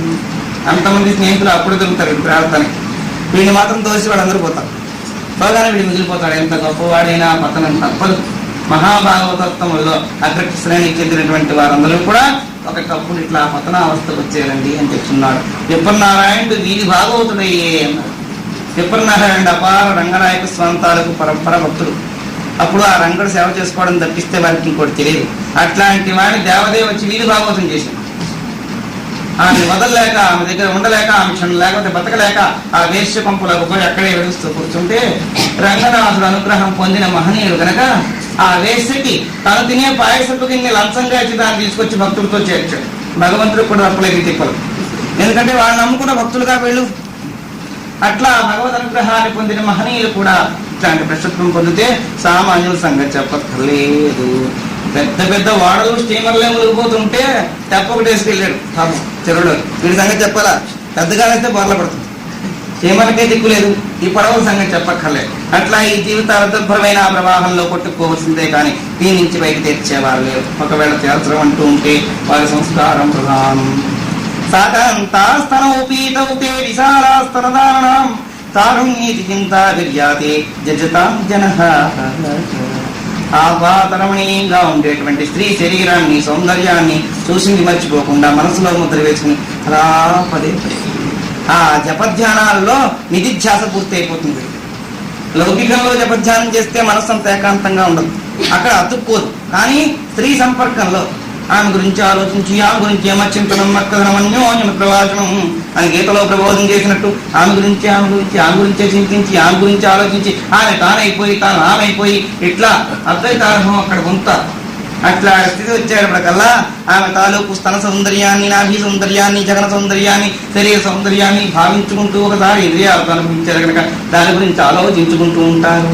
అట్లా ఆలోచించుకుంటూ ఉండగానే బుద్ధి కాస్త మన్నమైపోయి నశించిపోతుంది. నరీస్తన్న భర నాభీదేశం కృత్వమగ మోహావేశం ఏతన్మాంస వసాది వికారం చింతయ చింతయ వారం వారం భజ గోవిందం భజ గోవిందం గోవిందం భజ మూఢమతే. ఏ సౌందర్యాన్ని చూసి నువ్వు పొంగిపోతూ నిరంతరం అదే జపంగా, ధ్యానంగా, అనుష్ఠానంగా చేస్తున్నావు. ఏ తన్మాంస వసాది వికారం, అందులో ఉన్న ఘనమైన వస్తువు ఏమిటి? మాంసం, వస, వికారంతో కూడుకున్న సప్తధాతు సమన్వితకు మాంసపు గోళం, మలమూత్ర గోళం. ఆ గోళాన్ని చూసుకుని పొంగిపోయి ఆమెలేంటి నీ బతకలేంటి అని నడుస్తాడు. 10 రోజులు 12 రోజులు ఇవ్వగానే ఇంకొక ఆమె కోసం ఎదురు చూస్తాడు. ఇట్లాంటి జీవితం కదా నీచ పురుషుడిది. ఈ పురుషులకి అసలు ఈ స్థితిలో ఉన్న వాళ్ళకి బుద్ధి లేకపోబట్టి ప్రస్తుతం పొందుతున్నారని ఈ మారు పురుషులందరినీ వ్యాఖ్యానం చేశారు రామచంద్రుడు. ఎంతసేపు స్త్రీలే కాదు పురుషులు కూడా. స్త్రీలకు ఆ కోరిక ఉన్న పురుషులు కూడా అక్కడ వారికి చేరికైతే కోరిక తీరుతుంది, కానీ చేరిక లేకపోతే ఆమె చేస్తుంది. ప్రమాదాన్ని కల్పించే భ్రమ ప్రమాదాలకు అధిష్టానం ఆమెనప్పటికీ ఆమె అనుగ్రహం కొంచెం దూరం అయిపోయినా అప్పుడు ఆ దుఃఖం లేదు. కానీ ఆపాతరమణీయంగా ఉంటుంది. ఆ సౌందర్యం తలుచుకున్నప్పుడు బాగుంటుంది, కానీ దానివల్ల వచ్చే దుఃఖం, ఆ దుఃఖంలో వచ్చేటువంటి కష్టాలు ఆలోచించుకుంటాడు. ఇట్టి చింతనతోటే పురుషుడు పతనమైపోతున్నాడు. వాడు అనుభవించింది తక్కువ, ఆలోచించేది ఎక్కువై నశించిపోతున్నాడు. తప్ప ఎంత మంచి మాట. అనుభవించే తాత్కాలిక సుఖం ఆమెతోటి, ఆమె గురించి ఆలోచించి వీడు భ్రష్టిపోతున్నాడు. అనుభవించి అక్కడితో ఊరుకున్నారు ఋషులు, అనుభవించి ఆలోచించారు సామాన్య మానవుడు. అనుభవించింది కేవలం సంతానం కోసమని వాళ్ళ అనుభవం పొంది తక్షణమే వదిలిపెట్టారు. జపం, తపం, ధ్యానం, అనుష్ఠానం, ఉదయ సంధ్య, మధ్యాహ్న సంధ్య, సాయంత్రం సంధ్య, దానికి మంచి వారం నక్షత్రం తిరిగి పూర్వం అంతా కూడా రాజులకి ఆ వార నక్షత్రాలు నిర్ణయించి ఉంచేవారిని స్వామివారు చెప్పడం. మనకి వారం లేదు, వర్జం లేదు, నక్షత్రం లేదు, తిథి లేదు, ఒక్కరికైనా ఒక కార్త్ అంటూ ఉంది కానీ మనకు అంతకన్నా ఏను. పశువులు పక్షులు వాటికైనా ఉన్నాయి ఒక పరిమిత కాలం. మనకు మనం దున్నల్లా తినడం బాగా ఎగరం చేసి తిన్న తర్వాత వికారం లేకుండా ఎట్లా ఉంటుంది? ఆ తిన్నదైనా సక్రమంగా ధర్మబద్ధంగా భగవద్ నివేదన చేసిన ప్రసాదం కాదే, ఎక్కడైనా కనబడితే చాలు అట్లాంటప్పుడు దుఃఖం కాక ఏమవుతుంది? ఎక్కడైనా సరే మిక్సర్ కలిపేస్తారు, తిని ఆ మిక్సర్ లో ఎన్ని దోషాలు ఉన్నాయి, ఎవరెవరు కలుపుతారు చేసే దానివల్ల ఎక్కడికైనా వెళ్ళాల్సుకుని తినేది. ఆ తింటున్నప్పుడైనా మనసులో దైవాల పిచ్చి మాటలు ఆడుకుని తినేస్తున్నాం. పిచ్చి మాటలతో తిన్న పదార్థం పిచ్చెత్తించక ఇంకేమవుతుంది? కనుక తస్మాత్ జాగ్రత్త. అమృతం కావాలని భగవన్ నివేదన చేయడం ఏ ప్రసాదం కనీసం తీసుకున్నప్పుడు చిట్టే పిచ్చి తింటే తిను, అది కూడా ఒకసారి ఇలా అనుకో. అయితే అనుకోమని చెప్పిన మాటలు మర్చిపోతారు, ఆ వేళకు గుర్తుండవు. ఎప్పుడు పొట్ల ఎప్పుడు తినేద్దామా అంతే కానీ చేతుల నుంచి నోట్లోకి చేతులకి చెంతలకి మంతలకి లేదు కానీ మన పెట్టలేదు కనుక దుఃఖపూరిష్టమైపోతున్నది. ఋషులందరూ దీన్ని ఆలోచించుకున్నారు. ఎంతవరకు ఎవరితో ఎంతంత సంబంధం ఉండాలో అంతంతే కానీ ఎక్కువ లేదు. అందువల్ల వారు ఋషులైపోయినారు, మనం ఆ ఋషులత్వం నుంచి వేరైపోయినాం జాగ్రత్త విచారణ చేస్తే. అందువల్ల ఈ దోషాల గురించి ఆషాఢ మాసం ఏమనుకుంటా ఒక మాసం అయినా వీళ్ళకి నిగ్రహం ఉందో లేదో అని పరీక్షించడం. ఇంక ఈ సంవత్సరం అయిపోతే ప్రతి సంవత్సరం లేదండి, ఈ సంవత్సరం ప్రతి సంవత్సరం కూడా స్వామివారు అనేవారు చాతుర్మాస దీక్ష గృహస్థులు చేయాల్సిన దీక్ష ఎందుకు మానాలి మీరు? 4 మాసాలని నాతిగల బ్రహ్మచర్యం నాతరమా అన్నట్టు ఎవడో ఈ మహానుభావుడే. అంటే నాతిగల బ్రహ్మచర్యం చేయలేకపోతే మీ నాతిని పంపించి మేడం అమ్ముకో.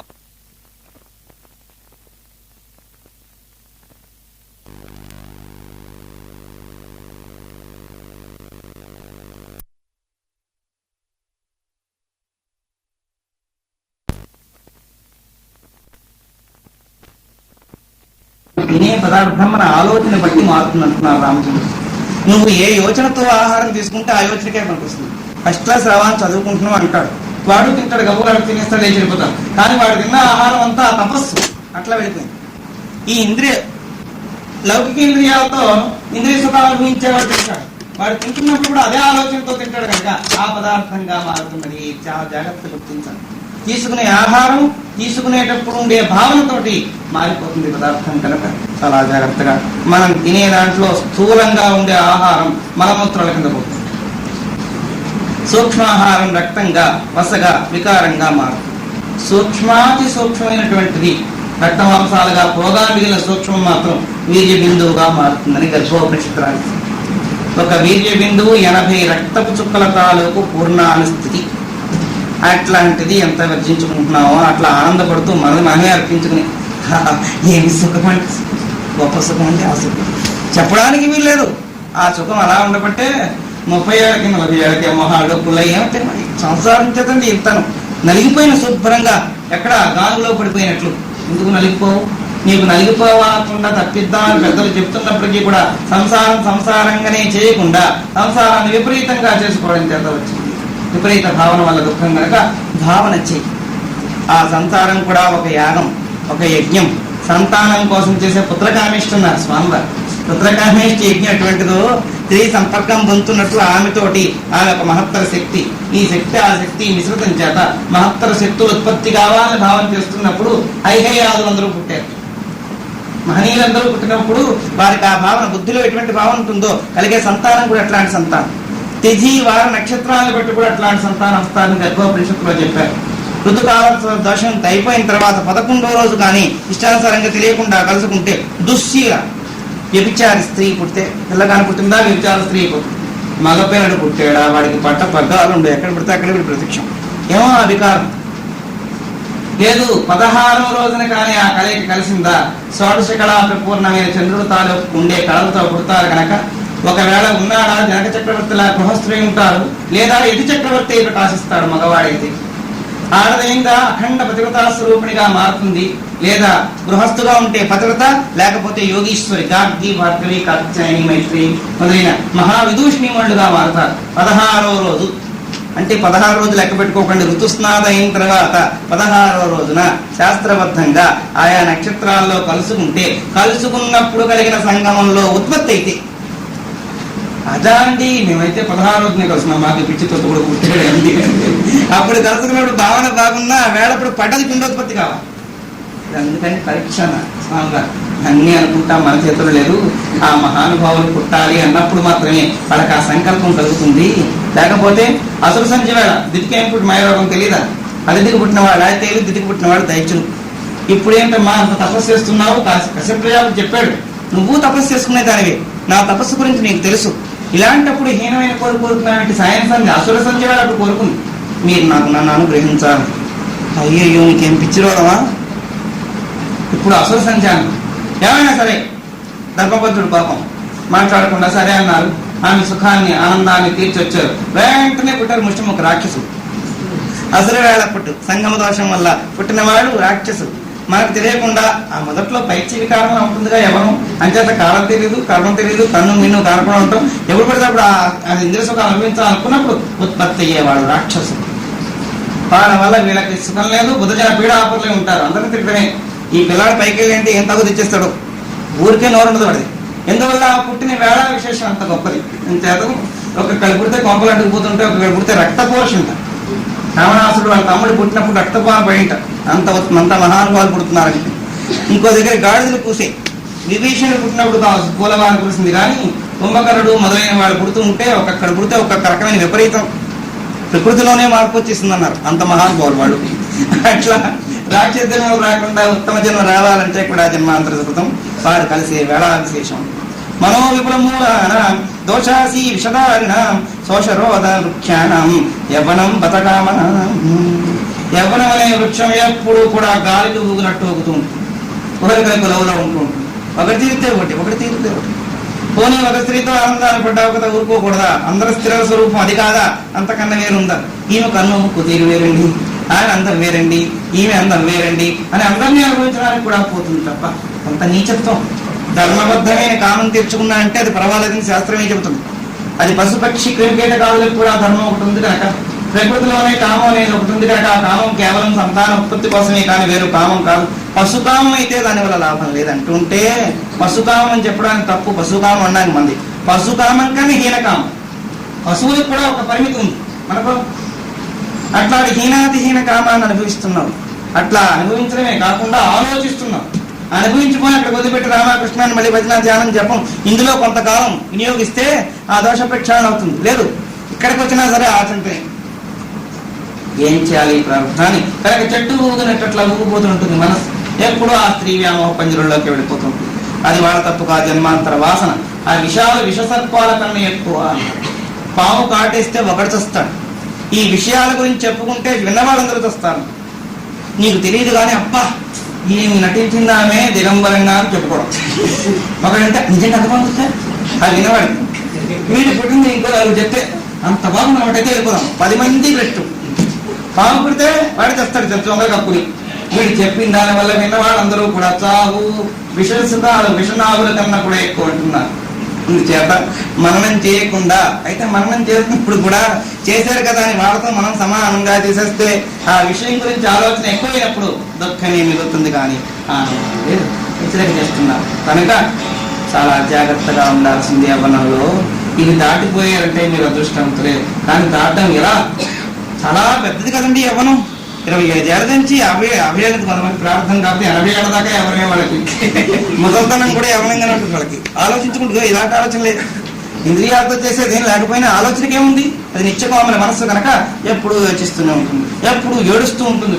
అవి లేవు. ఎందుకండి మీకు విచారం? ఎప్పుడు మేము అంతసమే ప్రశాంతిగా ఉంటాయండి, ఎప్పుడు నవ్వుతూ ఉంటాయండి. ఏం నవ్వాలి? అయితే మీకేం నవ్వు నాకేంటండి? ఎప్పుడు ఏదో ఒక బాధగా. ఏమిటా బాధ? ఏటో నాకు ఎంతైనా తృప్తి లేవండి ఇంద్రియాసుఖాలు. అది అలా ఏడ్చేవాడిని ఎవరు రక్షించేవాడు లేవు. కృతాంకృత కుపక్షాణం హస్తాస్తీరచరణ ఆదివ్యాది విహంగానం మలయో నవయవ్వనం. ఈ హృదయం అనే సరస్సులో సంచారం చేస్తూ ఉంటాయి చేపలు, మొసళ్ళు, తిమింగలాలు మొదలైనవన్నీ. కృతాకృత పాపపుణ్యాలే దీనికి చెల్లెలు కట్టడం. పాపపుణ్యం అనే చెల్లెల కట్టతో కూడుకుని యవ్వనం అనేటువంటి సరోవరం ప్రకాశిస్తున్నది. ఈ చెల్లెల కట్టను కూడా కొట్టిపోతుంటారు అక్కడప్పుడు యవ్వనం. అట్లాంటి పాపపుణ్యం విచక్షణా జ్ఞానం కూడా కోల్పోతారు. చెడు రెక్కలు కలిగి చింతా వ్యాధులనే పక్షులు ఈ నేలలో ములుగుతూ తేలుతూ ఉంటాయి. ఒకటి చింత, 2 వ్యాధి. ఈ 2 పక్షులు కూడా ఆ జలాశయంలో ఉంటాయి. అనేక చింతలండి, నా మనసుకు ప్రశాంతి లేదండి. పోనీ చింతలతో ఉన్నా తప్పిపోయిందా? వ్యాధి కూడా ప్రారంభమైందండి. ఇట్లా వ్యాధి చింత అనే పక్షులు గుంపులు గుంపులుగా చేరి ఈ మనస్సరోవరంలో చేరుకుని పాపపుణ్యం అనే చెలియల కట్టను కూడా దాటిపోతూ ఉంటాయి. చెలియల కట్టనే దాటితే ప్రమాదం తప్పదు. అట్లనే పాపపుణ్య విచక్షణ మర్చిపోతే యవ్వనంలో అంతకన్నా దుఃఖం మరలేదంటున్నారు. జడానాం గత సంఖ్యానాం కల్లోలానాం విలాసినాం అనపేక్షిత మర్యాదో వార్నీదానయమనం. జరా దుఃఖం చేత చెలే కట్టగా కలిగినటువంటి ఈ ఆనంద యవ్వనాన్ని చూసుకు మురిసిపోతున్నారు, కానీ ఒక్కసారి విచారించట్లేదు. దీనికి మరొక చెలే కట్టుంది పక్క. ఏమిటది? ముసలితనము అని. యవ్వనానికి ముసలితనం అనే చెలే కట్ట ఒకటి ఉంది. ఈ యవ్వనం పొంగి పొంగి నింగినందుకుని కింద పడిపోతూ ఉంటుంది. ఈ చెల్లెల గట్ట పక్కనే ఉందన్న సంగతే దానికి తెలియదు. జర ముసలితనం వచ్చేస్తుంది. ఆ ముసలితనంతో ఎన్ని దుఃఖాలు ఎన్ని కష్టాలు చెప్పలేము. ఆ చెల్లెల కట్ట దగ్గరగా చేరుకుని మళ్ళీ వెనక్కి వచ్చేసుకుంటుంది. అమ్మ ముసలితనం నాకు వద్దు, యవ్వనం అనే గంటం వెలుగుతుంది, చెల్లెల కట్ట దాకా వెళుతుంది. అమ్మో ఈ గట్టం తాగితే ముసలితనం వస్తుందేమో మళ్ళీ వెనక్కి వచ్చేస్తుంది. ఎప్పుడు యవ్వనంగా వెళ్ళిపోదామని. కానీ ఎప్పటికైనా చెల్లెల కట్ట తాకా తప్పదు, ఆ ముసలితనం రాకా తప్పదు. సర్వేషాణం గుణ సర్గాణం పరమూఢా రజస్తమా అపనేతుక్షితం దక్షో విషయో యవనం నిల. దుమ్ముగా లేవనెత్తుతుంది, చీకట్లన్నీ కల్పిస్తుంది. సాలగూడులో పాడు చేసినట్టు గాలి గాని వచ్చి సాలగూడు పాడు చేసినట్టు యవ్వనం అనేటువంటి పాడుగాలు వచ్చి బాల్యావస్థలో ఉన్న బుద్ధిని భ్రష్టు పట్టిస్తుంది. అంత వివేకాన్ని కోల్పోయేటట్టు చేస్తుంది. యవ్వన ప్రాదుర్భావంలో ఎంత సద్గుణవంతుడైనా సరే ఆ ప్రభావం చేత దుర్గుణుడైపోతాడు. నిరంతరం సాధన చేస్తున్నవాడు కూడా పడిపోయే అవకాశం ఉన్నది. నయాంతి పాడుతాం వక్రం మాకులా కరోత్కట అరోహంతి పరాం కోటిం రూక్ష యవ్వన పాంసభ. ఇంద్రియాల చాంచల్యం అంతా పైకి ఎగసి యవ్వనం అనే ధూళి చేత ఈ మనుషుల వదనాలన్నీ కూడా మూతపడిపోతాయి. కామవికార ప్రేరేపణ చేత యవ్వన గర్భం చేత వాడు ఏం చేస్తున్నాడో తెలియదు, ఒకరు చెప్పేది కూడా అర్థం కాదు. అట్లా కప్పడిపోతుంటాడు. బుద్ధోదిగ్దోషాళాం నితాంత గుణావళి నరాణాం యపనోల్లాసో విలాసో దుష్కృంజాసిక. పాపం యొక్క విలాస స్వరూపమే యవ్వనం. అందరికీ యవ్వనంలో కూడా కామం ఉండదు. కొంతమంది విపరీత కామం ఉంటుంది. ఆ కామం ఏమిటి? జన్మాంతర పాపం. యవనంలో ఉంటే మాత్రం అందరూ అలా వెరగబడిపోతారా? ధర్మబద్ధంగా ఉన్నవాళ్ళు లేరు. కొంతమంది ధర్మబద్ధంగా భార్య ఉన్నా సరే ఎక్కడ పడితే అక్కడ వీడే. ఏమి ఇంత వికారం, ఇంత పాపిష్టి కర్మ అంటే వాళ్ళ జన్మాంతర పాపమే యవ్వన రూపం. అందరు యవ్వనంలో ఉన్నవాడికి దోషం ఉంటుందని చెప్పట్లేదు రాముడు. యవ్వనంలో ఉన్నవాడు కూడా మరీ ఇట్లా కామం కలిగి ఉన్నారంటే అది వారి పాపమే మనం నిర్ణయించవచ్చు. విపరీత కామం దృష్టిలో చూడడం, కామం కలగడం వారి తాలూకు పాప స్వరూపం కనుక ఆ పాపం నుంచి ఎట్లా తప్పించుకోవాలి చెప్పండి. శరీర పంకజల మతి షట్పని నిబధ్నాన్మోహయత్యేష నవయవ్వన చంద్రమోహ. నవయవ్వనం అనేటువంటి చంద్రోదయం పద్మం తాలూకు పుప్పిడి కోరుతున్నట్టుగా ఎప్పుడూ కూడా కోరికలు కోరుకుంటారు. పద్మం సూర్యోదయం అయితే వికసిస్తుంది కానీ చంద్రోదయం అయితే వికసించదు. కానీ చంద్రుడు కూడా పద్మాన్ని కోరుకుంటాడు, అది ముకుళించుకుపోతూ ఉంటుంది. అట్లా లోక సుఖాలని వాంఛిస్తూ ఉంటాడు, కానీ వీడి దగ్గరికి ఆ లోక సుఖాలు రావు. దానికోసం పరితృప్తిని పొందుతూ ఉంటాడు, దానికోసం పరిపరి ఆలోచిస్తూ ఉంటాడు. ఆలోచించే చంద్రుడు తెల్లవారగానే క్షీణించిపోతాడు. కొన్నాడు చంద్రుడు కూడా తూర్పు తెల్లారగానే వెలవెలపోవలసిందే. అట్లనే మృత్యుదేవుడు వచ్చి నేను లాక్కుపోయే సమయానికి వెలాపోతూ ఏ పుణ్యం చేశాను, ఏ విచారణ చేశాను, ఏ దానధర్మాలు చేశాను, ఎందులో మంచిలో పాల్గొన్నాను అని ఆలోచించుకుంటుండగానే కాలగర్భంలో కలిసిపోతాడు. ఏ విషయాన్ని గుర్తించకుండా చంచలంగానే జీవితం అంతా వదిలిపెట్టేస్తుంది. ఎవరిలో అనుభవించిన విషయాలే మననం చేయడం ద్వారా వృద్ధావస్థలో కూడా దుఃఖమే కలుగుతుంది. ఎవరో మహనీయులు తక్కతత్వం వారికి అది లేరు. శరీరాఖండకోద్భూత రమ్యా యవ్వన వల్లరి లగ్నమేన మనోభృంగం యదా యక్షున్నతి గత. శరీరం అనే పొదరింట్లో పుట్టిన యవ్వనం అనే కుసుమం మీద ఇంద్రియ సుఖాలని 9 వచ్చి వాళ్తాయి. ఈ శరీరం కుసుమంలాంటిది, అట్లా వికసించింది యవ్వనం రాగానే. ఎక్కడెక్కడ ఇంద్రియ సుఖాలు వచ్చేస్తాయి. అంతకుముందు వాడి బుద్ధులు ఇట్లా భ్రంశత్వం లేదు. ఎక్కడ ఉండేవాడు వాడి చదువు, వాడి ధ్యానం, వాడి జపం చేసుకుంటూ ప్రతి మా బృందాలందరూ వచ్చారు. ఏంటా ఎప్పుడు బుక్ వర్మ్లు ఎలా తెస్తావురా కొంచెం కంపెనీసే. నేను రాను చదువుకుంటాను. మా అమ్మ మా నాన్న మరీ బీసీలో ఉన్నాడు వీడు. అనగా అని పాపం అంత వాడు ఎంత నిమ్మరంగా ఉన్నా వీళ్ళు వచ్చారుగా సంఘం బయట లాగుతుంది. తాడేసి లాగిన గేలాలు వేసి మరి బీసీ వేసినారు. అరే ఓయ్ బాబు ఇలాంటి వాడు అప్పుడు మహానుభావుడు పుట్టాడు రా వీడు అన్నాం. ఇంక ఎలాగో అలా వాడిని బ్రెడ్ పట్టించి దగ్గరగా మాట్లాడుతూనే ఉంటాం. మాట్లాడగానే ఇదేంటి ఇలా అవమానకరంగా అనిపిస్తుంది వాడి హృదయానికి. అది కూడా వీడు దోషమే. అలాంటప్పుడు నిజమే వీడు పాతంజలి కావచ్చు, మహానుభావుడు, యోగకారకుడు. లేదు బుధుడు కావచ్చు గ్రహాల్లో. ఎవరు మహాత్ముడు పుట్టుంటాడు. ఓహో ఆ ముఖం చూడు అంటే పతంజలి పుట్టారంటే అట్లా పుట్టిన వారి యోగ శాస్త్రకారుడు పతంజలి.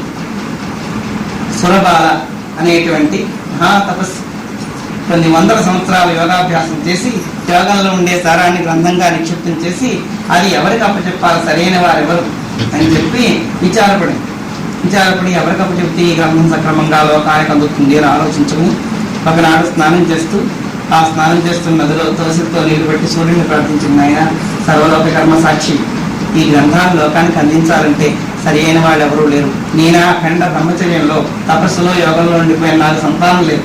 నాకు సంతానం ఉంటే నా వారసుడిని అందించేదాన్ని, ఏం చేయాలని చెప్పి విచారపడుతూ సూర్యుని ఉపాసించి ఆ చేతుల్లో ఉండే నీళ్లు కిందకి జారిపోయింది. అంజలి అంటే ఇట్లా పడుతుంది. అంజలి నుంచి పతహ పడిపోయాడు. పతహ పడై అంజలి నుంచి పడుతున్నప్పుడు ఆ నీళ్ళన్నీ కూడా శేషాంశం చేత ఒక భాగంగా చేరి శేషాంశ స్వరూపుడే పతంజలి. పతహ అంజలి నుంచి పడుతున్నప్పుడు పుట్టాడు. నీళ్లు పడితే ఆ నీళ్ల వల్ల రూపం కలిగింది కనుక పాతంజలి. ఆ యొక్క కారణం అట్లా పుట్టాడు. ఆ పాతంజలి యోగ శాస్త్రం అంతా కూడా చెప్పుకొచ్చారు.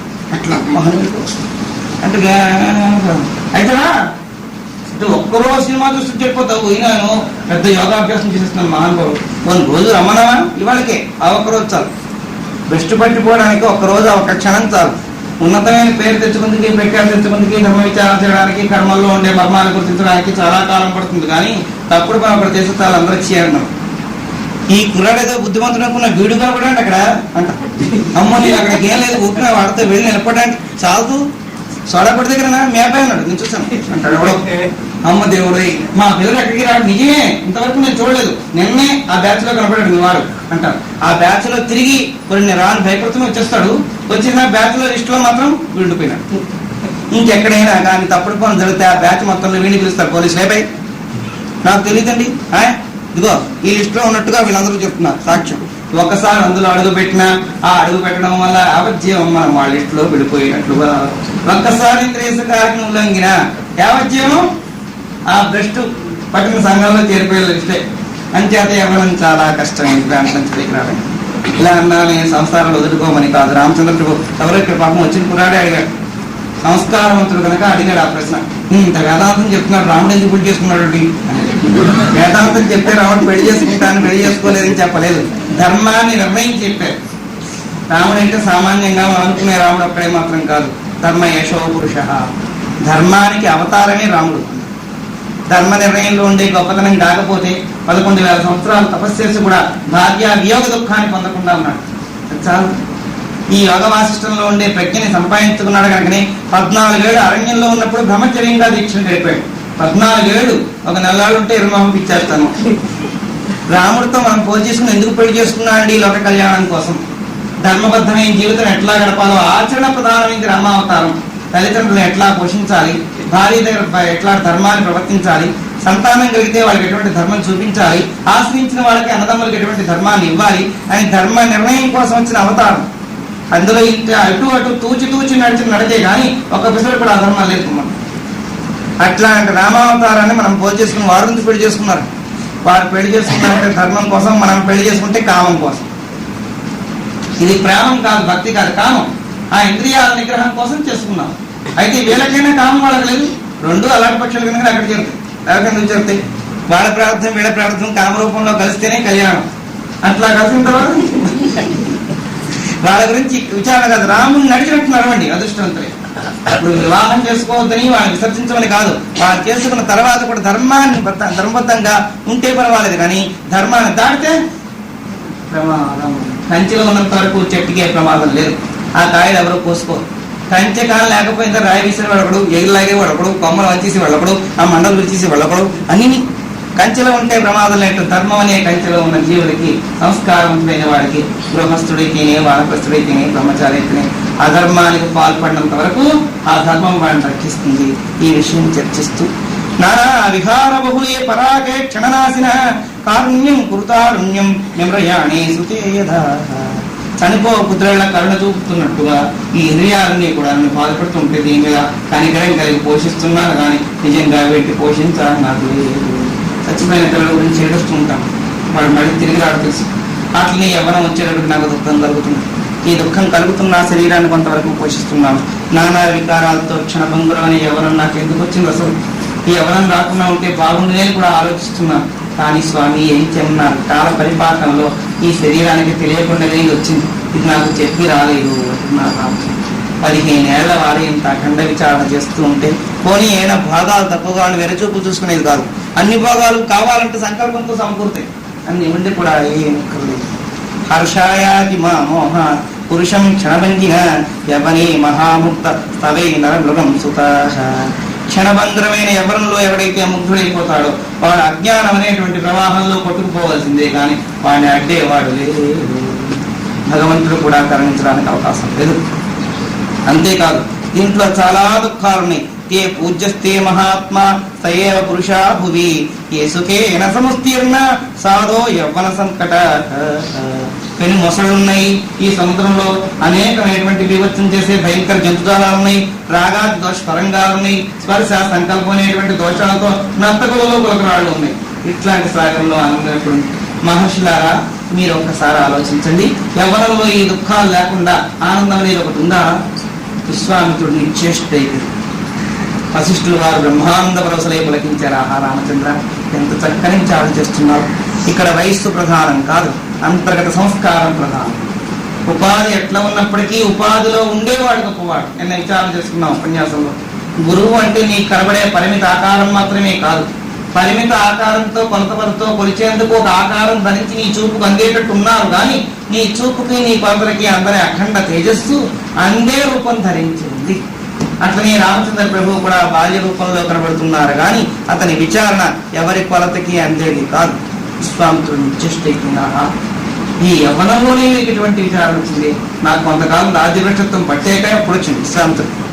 కొంతకాలం చూసి తపస్సులో ఇంత బలం ఉందని తెలుసుకుని అప్పుడు వదిలేసి వెళ్ళిపోయాడు. తనకు ఆ సంతానం కలిగి తనకు సంతానంతో పెద్దవారై వారి రాజ్యాన్ని అప్పచెప్పి రాజనందనుడు అప్పుడు వెళ్ళాడు. సంతానం లేదు, కళ్యాణం లేదు, ఇప్పుడే విచారణ చేశాడే, ఎంత అదృష్టంతో. వశిష్ఠుల వారు బ్రహ్మజ్ఞాన స్వరూపులు, బ్రహ్మానుసపుత్రులు కనుక వారు మొదటి నుంచి ఆ వైరాగ్యంతో ఉన్నారు. ప్రారంభం చేత ఎక్కడెక్కడ ఘటానికి నిర్ణయించబడిందో అట్లా లోక సంగ్రహార్థం అరుంధతి సతిని వివాహం చేసుకున్నారు. ఆమె తాలూకు సతిత్వంలో అతని పేరు మరీ దిగ్నీకృతమైంది. మొట్టమొదటి చెప్పాను, స్త్రీ తాలూకు ఉన్నత స్థితి వల్ల పురుషుడు తాలూకు పేరు ప్రఖ్యాతులు ఇముడిస్తే, స్త్రీ కాలం నీచురాలైందా అధపతనం, పేరు ప్రఖ్యాతులు లేకుండా పోతుంది. కనుక స్త్రీతో కూడుకుని సాంగత్యమని ఎవరు సుఖపడ్డారో చెప్పండి స్వామి. వినయభూషణ భూషణ కారుణ్యోజ్వల మానత గుణై ఇహాహి దుర్లభం మంగం సోయవనం జగతి కారణమంబరం యథ. వినయంతో అలంకరింపబడి ఆరులందరి చేత ఆశీస్సులు తీసుకుని భూమికి వంగి వంగి మాట్లాడుతున్న రామచంద్ర ప్రభువుని చూస్తూ ఉంటే విశ్వామిత్రుడు కన్నీలమైపోయిన. ఎంత వినయం, ఎంత వివేకం, ఎంత బుద్ధి! ఈ బుద్ధిపుత్రతో యవ్వనంలో ఉండి కూడా యవ్వనాన్ని ఇంత దృశ్యంగా చూస్తున్న రాముడు ఎంత గొప్పవాడు. యవ్వనాన్ని గగనకుష్మంగా భావిస్తున్నాడే. ఈ విచారణ వచ్చిన వాళ్ళందరూ ధన్యులు కదా. ఆనందపరవశులయ్యారు. ఇక యవ్వనంలో ఉండే స్వాభ గురించి మరలా చెప్పుకొస్తున్నారు. శ్రీరామోవాచ మాంసా పాంచాలిక ఎస్తు యంత్రలోగాంగ పంజరే స్వాయస్తిగ్న గ్రంథిశాలిన్య స్త్రీయా కిర్మశోభనం.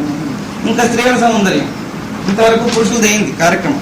ఇక్కడ అమ్మగారులందరూ ఎంత అందంగా ఉంటారు. వాళ్ళు కూడా ఆలోచించుకోమన్నాడు రాముడు. నేనే గొప్పవాళ్ళం, ప్రపంచంలో మా అంత అందగత్తలని పెళ్ళిళ్ళు మరిపోతున్నాం. అయితే బొట్టు పెట్టుకుని బెదిరికింద ఎప్పుడు పూసుకుని ఉన్న గుర్తు కత్తిని తీసుకుని ఇలా అనుకుంటే వెళ్ళిపోతుంటే వీళ్ళే బ్రహ్మానంద పరమశ స్వరూపం అనుకుంటారు. భ్రష్టు పట్టిస్తున్నాం, భ్రష్టు పట్టి అందులోకి పోతున్నాం. యవ్వనంలో ఉన్న స్త్రీలకి కూడా ఇదే దుర్గతి. పురుషులకి మాత్రమే దుర్గతి కాదు, స్త్రీలు కూడా వాళ్ళు ఉండాల్సిన ధర్మాల్లో ఉండకపోతే వాళ్ళకు కూడా దుర్గతి కలుగుతుంది. నరాలతోటి, ఎముకలతోటి, మాంసపు గూడు, ఈ గూడును చూసుకునే ముడిసిపోతున్నారు. ఒకటే చూసుకోవడం సరే ఎంత బాగా అంటే మెరుస్తున్నాయి. యవ్వనం మెరుపే యవ్వనం. ఆ మెరుపు ఎప్పుడైతే పోయిందో మన పక్కనే వృద్ధాప్యం. ఇప్పుడు అవగాహనగా ఉన్నవాళ్ళు అందరూ ఒకప్పుడు యవ్వనంగా ఉన్నవాళ్ళే, వీళ్ళు అప్పుడు మెరిసిన వాళ్ళే, ఇప్పుడు డొక్కు మొహాలతోటే కాదు పారిస్తారు. అన్ని అయిపోయాక వాడించుకోవడం అయిపోయి కావిపొడి అయిపోయి ప్యాకెట్లు పారేస్తుంటాయి వీధిలో, అందులో కుక్కలు విడుస్తుంటాయి. అట్లాంటి ప్యాకెట్లు కవరింగ్ పైన లోపల పదార్థం అయిపోయింది, కవరింగ్ మిగిలిపోయింది. అదేం పాడైపోతుంది, వాన పడితే తడిసిపోతుంటుంది, నెడకి ఎండిపోతుంటుంది. ఎప్పుడు దాని ప్రారంభం పూర్తి అయిపోతే ఎవరో చెత్తల్లో కాల్చేస్తారు. అట్లా ఈ దేహం మిగిలింది ఎందుకు? ఏ పనికి పనికిరాదు. యవ్వనం అంతా ఉన్నప్పుడు వీళ్ళు పట్టుకునే వాళ్ళేరు. వీళ్ళు ఎవరంటే చంచలమైన యంత్రాలు అంటున్నారు రామచంద్ర ప్రభు. తన్మాంసరక్త భాష్పాంబు కృతా విలోచనం సమాలోచితే రమ్యం చేతముదా పరీంయుసేహి. వనితల యొక్క లోచనాలు చూసి, చర్మాన్ని చూసి, మాంసాలు చూసి పొంగిపోతున్నారు కానీ అవన్నీ రక్తపు గూళ్ళు. బాగా విచారణ చేయి. ఆ కళ్ళు ఉన్నాయి, అవ గూళ్ళు. చెవులు ఉన్నాయి, అవ గూళ్ళు. గూళ్ళు ఏంటంటే కళ్ళు తరతలు మెరుస్తుంటే ఆ కళ్ళు చూసి మేము మోహపడ్డామండి. ఈ కళ్ళు కాదు, ఆ సైన్స్ డిపార్ట్మెంట్లోకి వెళ్తే అక్కడ పురుగులు ఉంటాయి, అవి చూడండి. కళ్ళు ఉండే స్థానంలో ఏముందో అక్కడ బాగా తెలుస్తుంది. మన కళ్ళు ఉండిలా చూస్తే తప్ప ఏమి కళ్ళు అండి ఏమందుండదో అది నేను ఆలోచన. మట్టి గడ్డలు అక్కడికి వెళ్ళి చూస్తే త్వరలు ఇంతంత త్వర ఉంటుంది. కన్నుకి ఎంత ఉండాలండి? ఆ ఉన్నది అంతా జలస్వరూపం.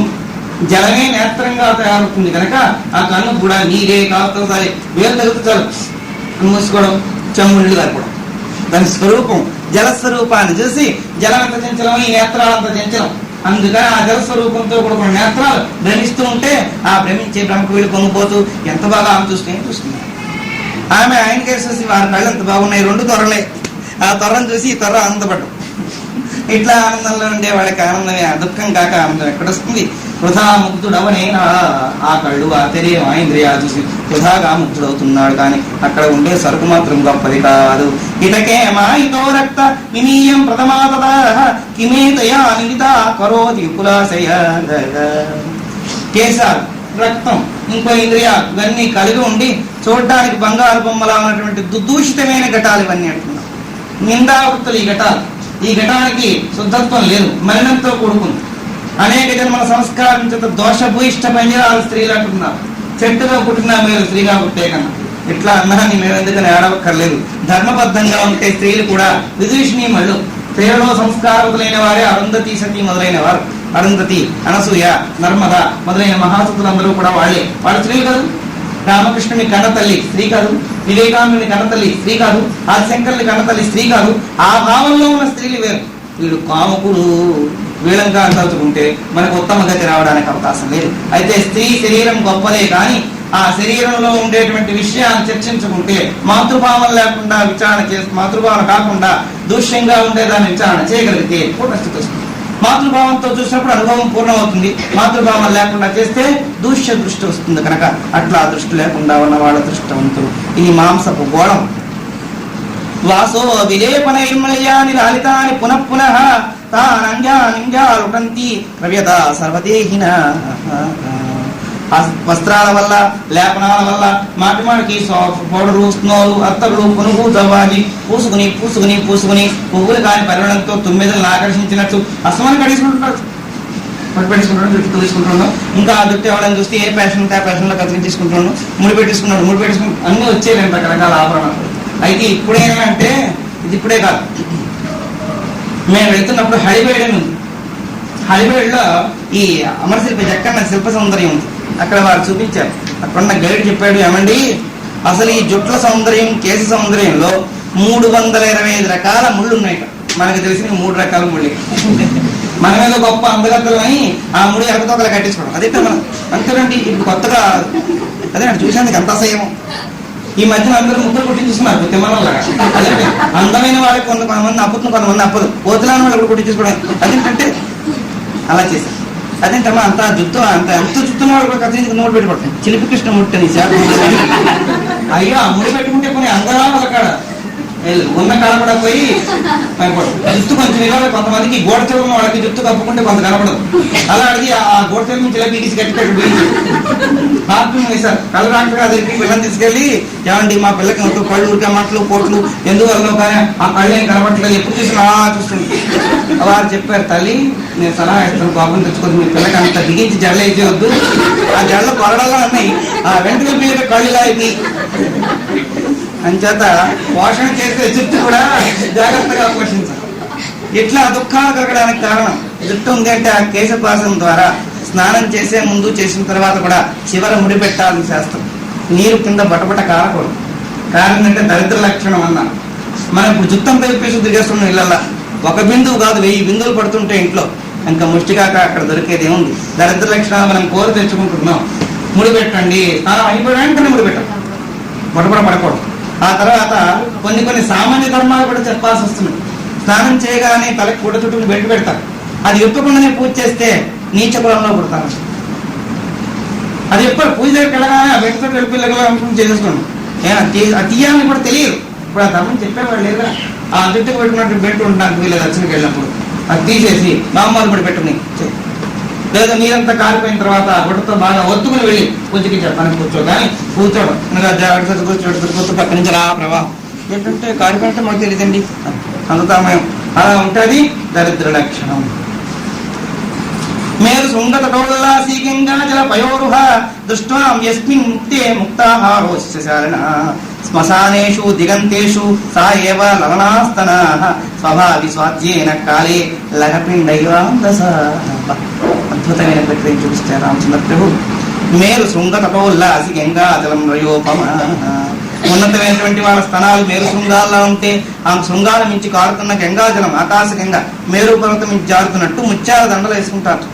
ఆ ముత్యాల దండలు నీవు వేసుకుంటే స్తనమండలం మీద ఆ ముత్యాల దండలు కనబడుతుంటే మేరు పర్వతం నుంచి గంగా ప్రవాహం వస్తున్నట్టు సౌందర్యంగా లోచనాలకు ఆనందం కలిగించే సౌందర్యం ప్రకటిస్తారు. అందంగా కనబడతారు, కళ్ళు పండుగ చేస్తారు. కానీ అట్లా చేసే ఆ కళ్ళు పండుగకు ఆశ్రయంగా ఉండే ఆ స్తనాది సౌందర్యం అంతా ఆఖరికేమవుతుంది? శ్మశానేషు దిగంతేషు సయేవలనాస్తన.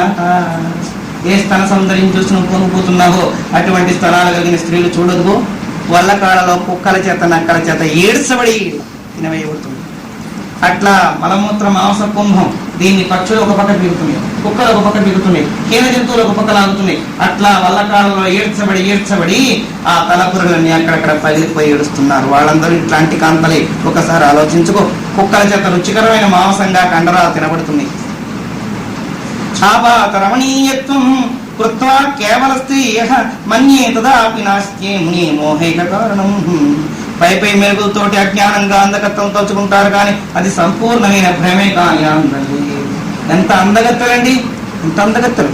ఆ అందగత్త లోపల సరికేమిటి అంటే ముందు చూడగానే ఈ విచారం రాదు, ఆనందం పొందేకో లేదా ఎవరం అయిపోయాక అప్పుడు వస్తుంది. అవును నిజమేనండి, వశిష్ఠులు గారు అంత బాగా చెప్పారండి. నాకు 20 ఏళ్ల క్రితం ఇది బాగా బాగుపడలేదండి, ఇప్పుడు బాగా. అది ఏమిటో మరి మీరు చెప్పడమో ఆ గ్రంథంలో ఉన్నదో. నేను చెప్పడం కాదు, గ్రంథంలో ఉన్నది కాదు, మీ స్వానుభవం. స్వానుభవానికి మించిన శాస్త్రం లేదు. మీకు 20 ఏళ్ళు గడిచిపోయేగా, ఇప్పుడు వివేకోదయం అయింది మళ్ళీ. అమ్మయ్య ఇన్నాళ్ళకి ఇది, ఇన్నాళ్ళు చేసింది ఇది అని తెలుసుకున్నాక గొప్పగా అర్థమైపోయింది. 20 ఏళ్ల క్రితం ఇదే యోగ ఇష్టం పలానా వారు చెప్పారు, అప్పుడు మాకు బాధపడలేదు. ఇప్పుడు మీరు చెబుతున్నారా అంటే నా ప్రజ్ఞ లేదు నాయన. 20 ఏళ్ళ గతం నిన్ను తొంగు చూసి వదిలిపెట్టింది. అప్పుడు ఇప్పుడు వివేకం వచ్చి 20 ఏళ్ల తాలూకు అనుభవాన్ని నేను చెప్పేదాంతో రంగరించుకుంటే సత్యం సత్యం సత్యం అనిపిస్తుంది, కానీ అప్పుడు మాకు బోధపడలేదు. ఇప్పుడు అల్లోల కల్లోల మద మన్మద పూర్వకం కో విశేషో వికారణ్యం మందిరాయ శ్రీ సదాహ. స్త్రీలకు కళ్ళు కొండలకు తేడా లేదు. కళ్ళు కొండ దగ్గరికి వెళ్ళమాట తాగిన తర్వాత లేవట, ఇంకొక గ్లాస్ పోద్దు, డబ్బులే రేపు అనిపిస్తుంది, రేపు ఇస్తా, నా మాట మీద నన్ను నమ్మకం లేదా, ఇచ్చేస్తా తప్పకుండా, మాట తప్పని పోయి. ఇంకా కుండిడు లొట్టిడు తాగినా కానీ వాళ్ళకి తృప్తుండదు. ఇక తాగలేక పొట్ట పట్టకపోతే పోవాలి, కానీ ఆ కళ్ళు కొండ దగ్గర చేరిన వాడు డబ్బు అరువు పెట్టి కూడా ఎలా తాగుతాడు. స్త్రీ దగ్గర చేరిన వాడు అంతే. ఆ సుఖాలు అనుభవిస్తున్నప్పుడు ఆమె ఏం కోరితే ఆ కోరిక తీర్చేస్తాను, ప్రదానం చేసేస్తాడు వెంటనే. ఏమండి రేపు మనం ఇద్దరం కలిసి సినిమాకి వెళ్ళాలి, ఎవడో మనతో రాకూడదు, రైట్. అక్కడ కళ్ళు కొండ దగ్గర కూర్చున్నాడుగా, ఆమె ఏం చెప్తా అది ఏమండి మీ అమ్మ వాడు ఎప్పుడు మన దగ్గర పడిపోతారు, మీ అన్న దగ్గర పంపించలేడు, రేపు అదే ప్రయత్నం, రైట్. వాడు చచ్చిపోవడానికి ఏమైనా ఇంజక్షన్ చేస్తే నేను అదే ప్రయత్నంలో ఉన్నాను. మన పిల్లల పుట్టక రేపు మనకి అదే ఆయనకిచ్చినాయి. వాడు గుర్తిస్తాడు, వీడికన్నా ఇంకా సింపుల్ గా పోవడానికి ఏదైనా అవకాశం ఉంటుంది. అలాగా ఆమె చెప్పే ప్రతి మాట ఎంత హాయిగా ఉంటుందో. కళ్ళు కొండ దగ్గర కళ్ళు తాగే వాడికి ఎంత ఆనందం ఉంటుందో. స్త్రీ సంపర్కంతో అక్కడ ఉన్నప్పుడు వాడి ఒంటిని సృహ లేకుండా ఉన్నప్పుడు వారు చెప్పే ప్రతి మాట మధురాతి మధురం. అసలు ఎందుకంటే ఈ పెద్దవాళ్ళని నాకు అసలు మా అమ్మని మా నాన్న తెచ్చిస్తున్నాం మీద మీ అమ్మ నన్ను చనిపోయి అన్నిటికన్నా మహా ఆనందకరమైనది ఏమిటి? స్త్రీ సంపర్కంలో ఆమె చెప్పిన చొప్పున బంటరులా తాగు చేస్తున్నది. ఆ వాళ్ళు ఎంతమంది వచ్చినా సరే ఆమెకు ఆనందం. వీళ్ళ వాళ్ళు ఉంటేనేమంట పైపచ్చి ఏమండి మా అమ్మ అసలు ఒంట్లో బాగాలేదు, ఆయాసం, హాస్పిటల్ తీసుకెళ్దామా? మా అమ్మకి అలాగే ఆయాసంగానే ఉండేది పాపం, తీసుకెళ్ళాం ఎప్పుడైనా. అయితే మీ అమ్మ మా అమ్మ ఒకతా సరే మరి ఎందుకు తీసుకోవడం? ఆమె గట్టిగా కోపిస్తే వీళ్ళు బతకలేడుగా. అట్లా ఇట్లా స్త్రీ వ్యామోహ ప్రజల్లో చిక్కిన వాడు పరా పూర్వాపక్షాలు కూడా విచారం లేకుండా అయిపోతాట. అయ్యో ఎంత కష్టపడితే ఈ గత ఎంత అయింది, ఇంత ఘటమైన తర్వాత కదా ఈ స్త్రీ వచ్చింది. ఈ స్త్రీ వచ్చినప్పుడు ఈ ఘటాన్ని ఇంత తయారు చేసి సిద్ధంగా పెడితే అనుభవిస్తున్నది. సిద్ధాన్నం వంట అంతా వండి పెడితే తినేవాళ్ళ విస్తట్లో అది బాగుంది ఇది బాగుందని వ్యాఖ్యానం చేసినట్టు చేసిన వాళ్ళు పోయినా వంటే వాళ్ళు వంటిట్లోనే ఉంటారు, తినేవాళ్ళు టేబుల్ ఎక్కి తింటారు. ఆ వంట చేసిన వాళ్ళు తినాలి పాపం చేసి చాకరీ తోటి వాళ్ళంతా చచ్చిపోయి ఏదో ఇంత ముద్ద దీన్ని లేచిపోతారు. వీళ్ళు బాగా అది కూర్చొని స్థిరంగా స్థిరాసనం మీద తినడమే కదా, ఇంకే వాళ్ళకి ఇంకా ఆకలి, అది చేయకపోయావు ఇచ్చేవి చేస్తా అని అవన్నీ తింటూ అక్కడ ఆనందం పడే వాళ్ళకి చేసే వాళ్ళ కష్టం ఎట్లా తెలియదో, ఈ శరీరేంద్రియాన్ని ఇచ్చి ఇంతగా పోషించి దీనికి ఇంత విలువనిచ్చి ఒక వ్యక్తిత్వాన్ని నిలబెట్టి ఒక ఉద్యోగమో ఏదో ఏర్పాటు చేసి నైనా అని చెప్పి వాళ్ళే మన ధర్మం గుర్తించి మనకి వివాహం చేసి ధర్మబద్ధంగా ఉండమంటే ఇన్ని చేసిన తల్లిదండ్రులు చేదు. నీ కళ్యాణం చేసే ఆనందం సమకూరుద్దామనే వాళ్ళు చేశారు నీకు పెళ్ళి. అట్లా చేస్తే ఏమంటోనండి అనగానే ఆమె గడగడ వణికిపోతాడు. మీరు కానీ నేను చెప్పిన ఉండకపోతే నాకు ఎవరో రెస్ట్ తీసుకుని మా ఇంటికి వెళ్ళిపోదాం అనుకుంటున్నాను. అమ్మ మమ్మల్ని వెళ్ళిపోక మా అమ్మని పంపించేస్తాను కాబట్టి నువ్వు వెళ్ళిపోతే నేను క్షణం బతకల్లా మా అమ్మ అయితే ఇంకొకరికి వెళ్ళిపోతుంది. వాడు వెళ్ళకపోతే కనుక దుఃఖం దుఃఖం దుఃఖం మీరు యవ్వనంలో ఉండే దోషం వల్ల పెద్దలైన వాళ్ళకి దుఃఖాన్ని తెప్పిస్తారు. పూర్వాపర విచారణ రెండూ కోల్పోతారు. మనం అంతకుముందు ఎట్లా ఉన్నాం ఇప్పుడు ఎట్లా ఉన్నాం అని ఆలోచించుకోలేదు. అన్నీ అయిపోయిన తర్వాత ఆలోచన వస్తుంది, అప్పుడు లాభమేమి. కళ్ళు కొండ దగ్గర కూర్చున్నవాడు కళ్ళు తాగినట్టు ఆమె చెప్పిన చోటుగా పనులు చేస్తూ ఉంటాడు. ఆమె చెప్పిందంతా రైటండి. నిజంగా 50 ఏళ్ళు దాటాక కొంచెం కూడా షూట్ చేసేయాలి. నిజమే, 50 ఏళ్ళు దాటాక అందరినీ షూట్ చేసేది కదా. రేపు పొద్దున్న నీ కొడుకు వాళ్ళు వచ్చి వాళ్ళు కూడా మీరు అనుకున్న మాటలు ఏంటండి టేప్ రికార్డ్ చేసి ఉంచుకున్నది ఎప్పుడూ నేను విన్నాను లేదు, మీరు డైరీలో రాశారు 50 ఏళ్ళ తర్వాత చంపియాలని. ఆ డైరీ నేను తుడుస్తుంటే చూశాను. మామగారు మీ రైటింగ్ లాగా ఉంది. అవునమ్మా, ఇప్పుడు మీకు ఎంత షష్టి పూర్తి దాకా వచ్చారా?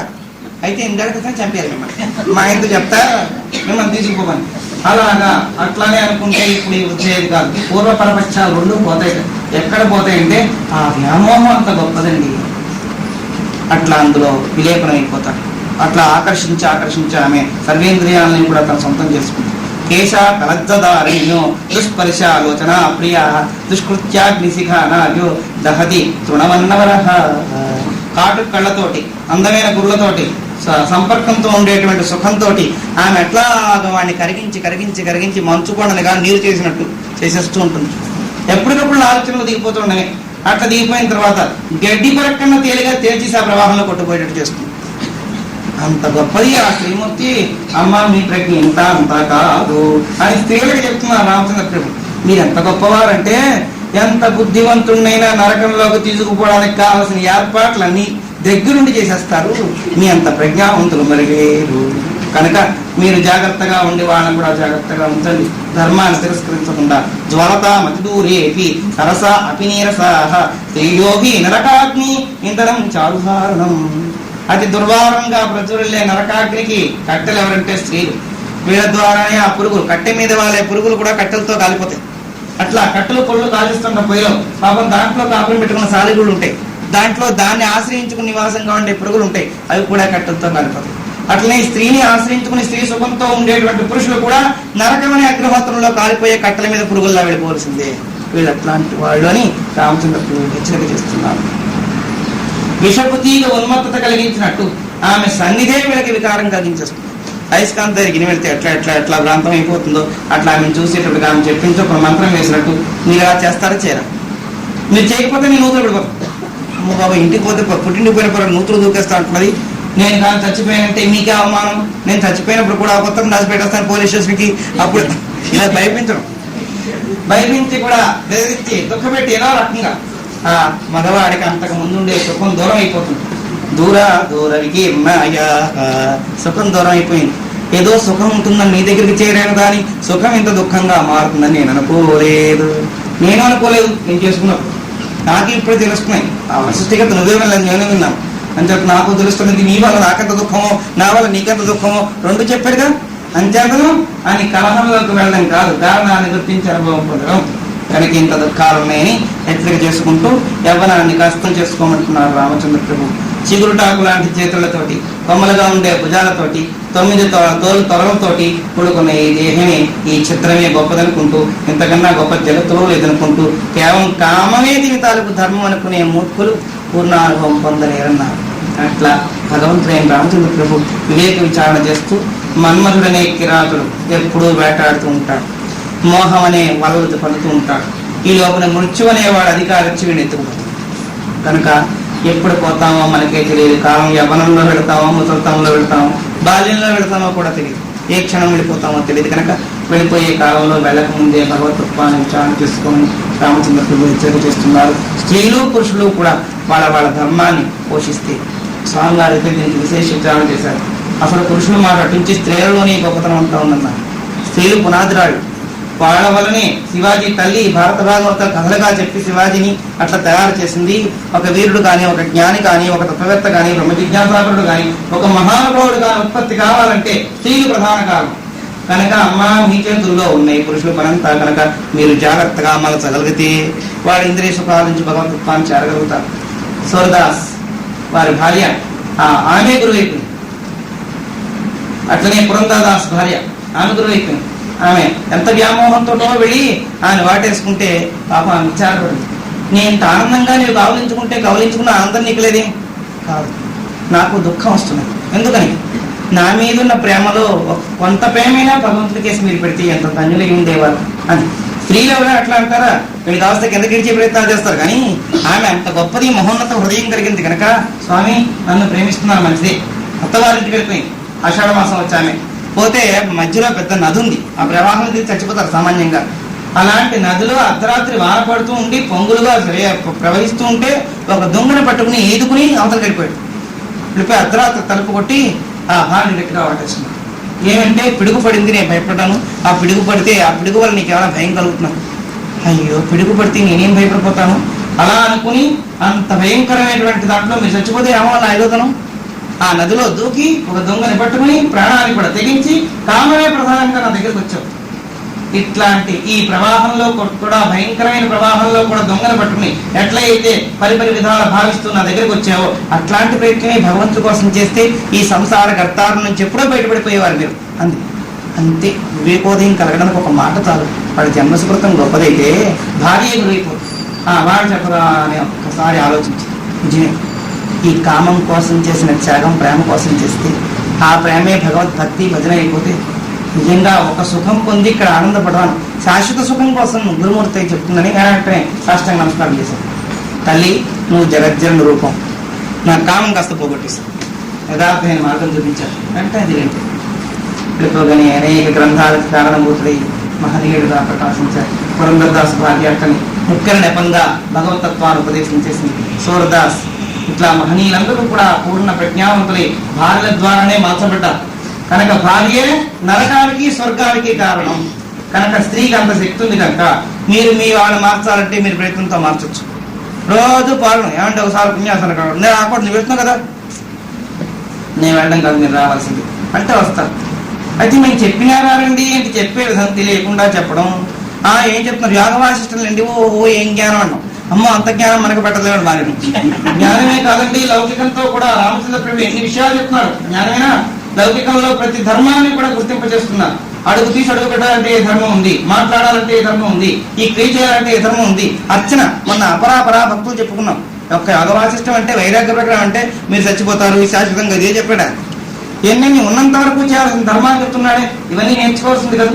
భారతీయ సాంప్రదాయంలో పుట్టే అసలు విషయమే తెలియకుండా ఉండేవాడు కన్నా. కనుక మీరు చెప్తే పురుషులు కొంత రావచ్చు. పురుషులైన వారు ప్రజ్ఞావంతులైతే స్త్రీలను కూడా తీసుకురావచ్చు. వీళ్ళిద్దరు వింటే వచ్చేదేమి?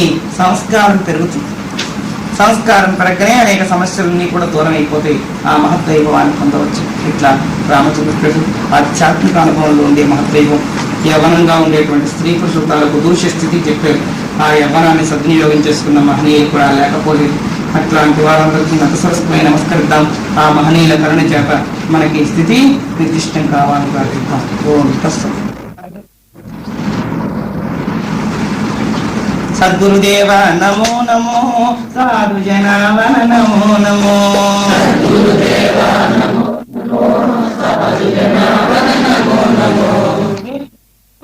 నమో నమో, నిర్మల హృదయ నమో నమో, సద్గురుదేవ నమో నమో, సాధు జనావన నమో నమో.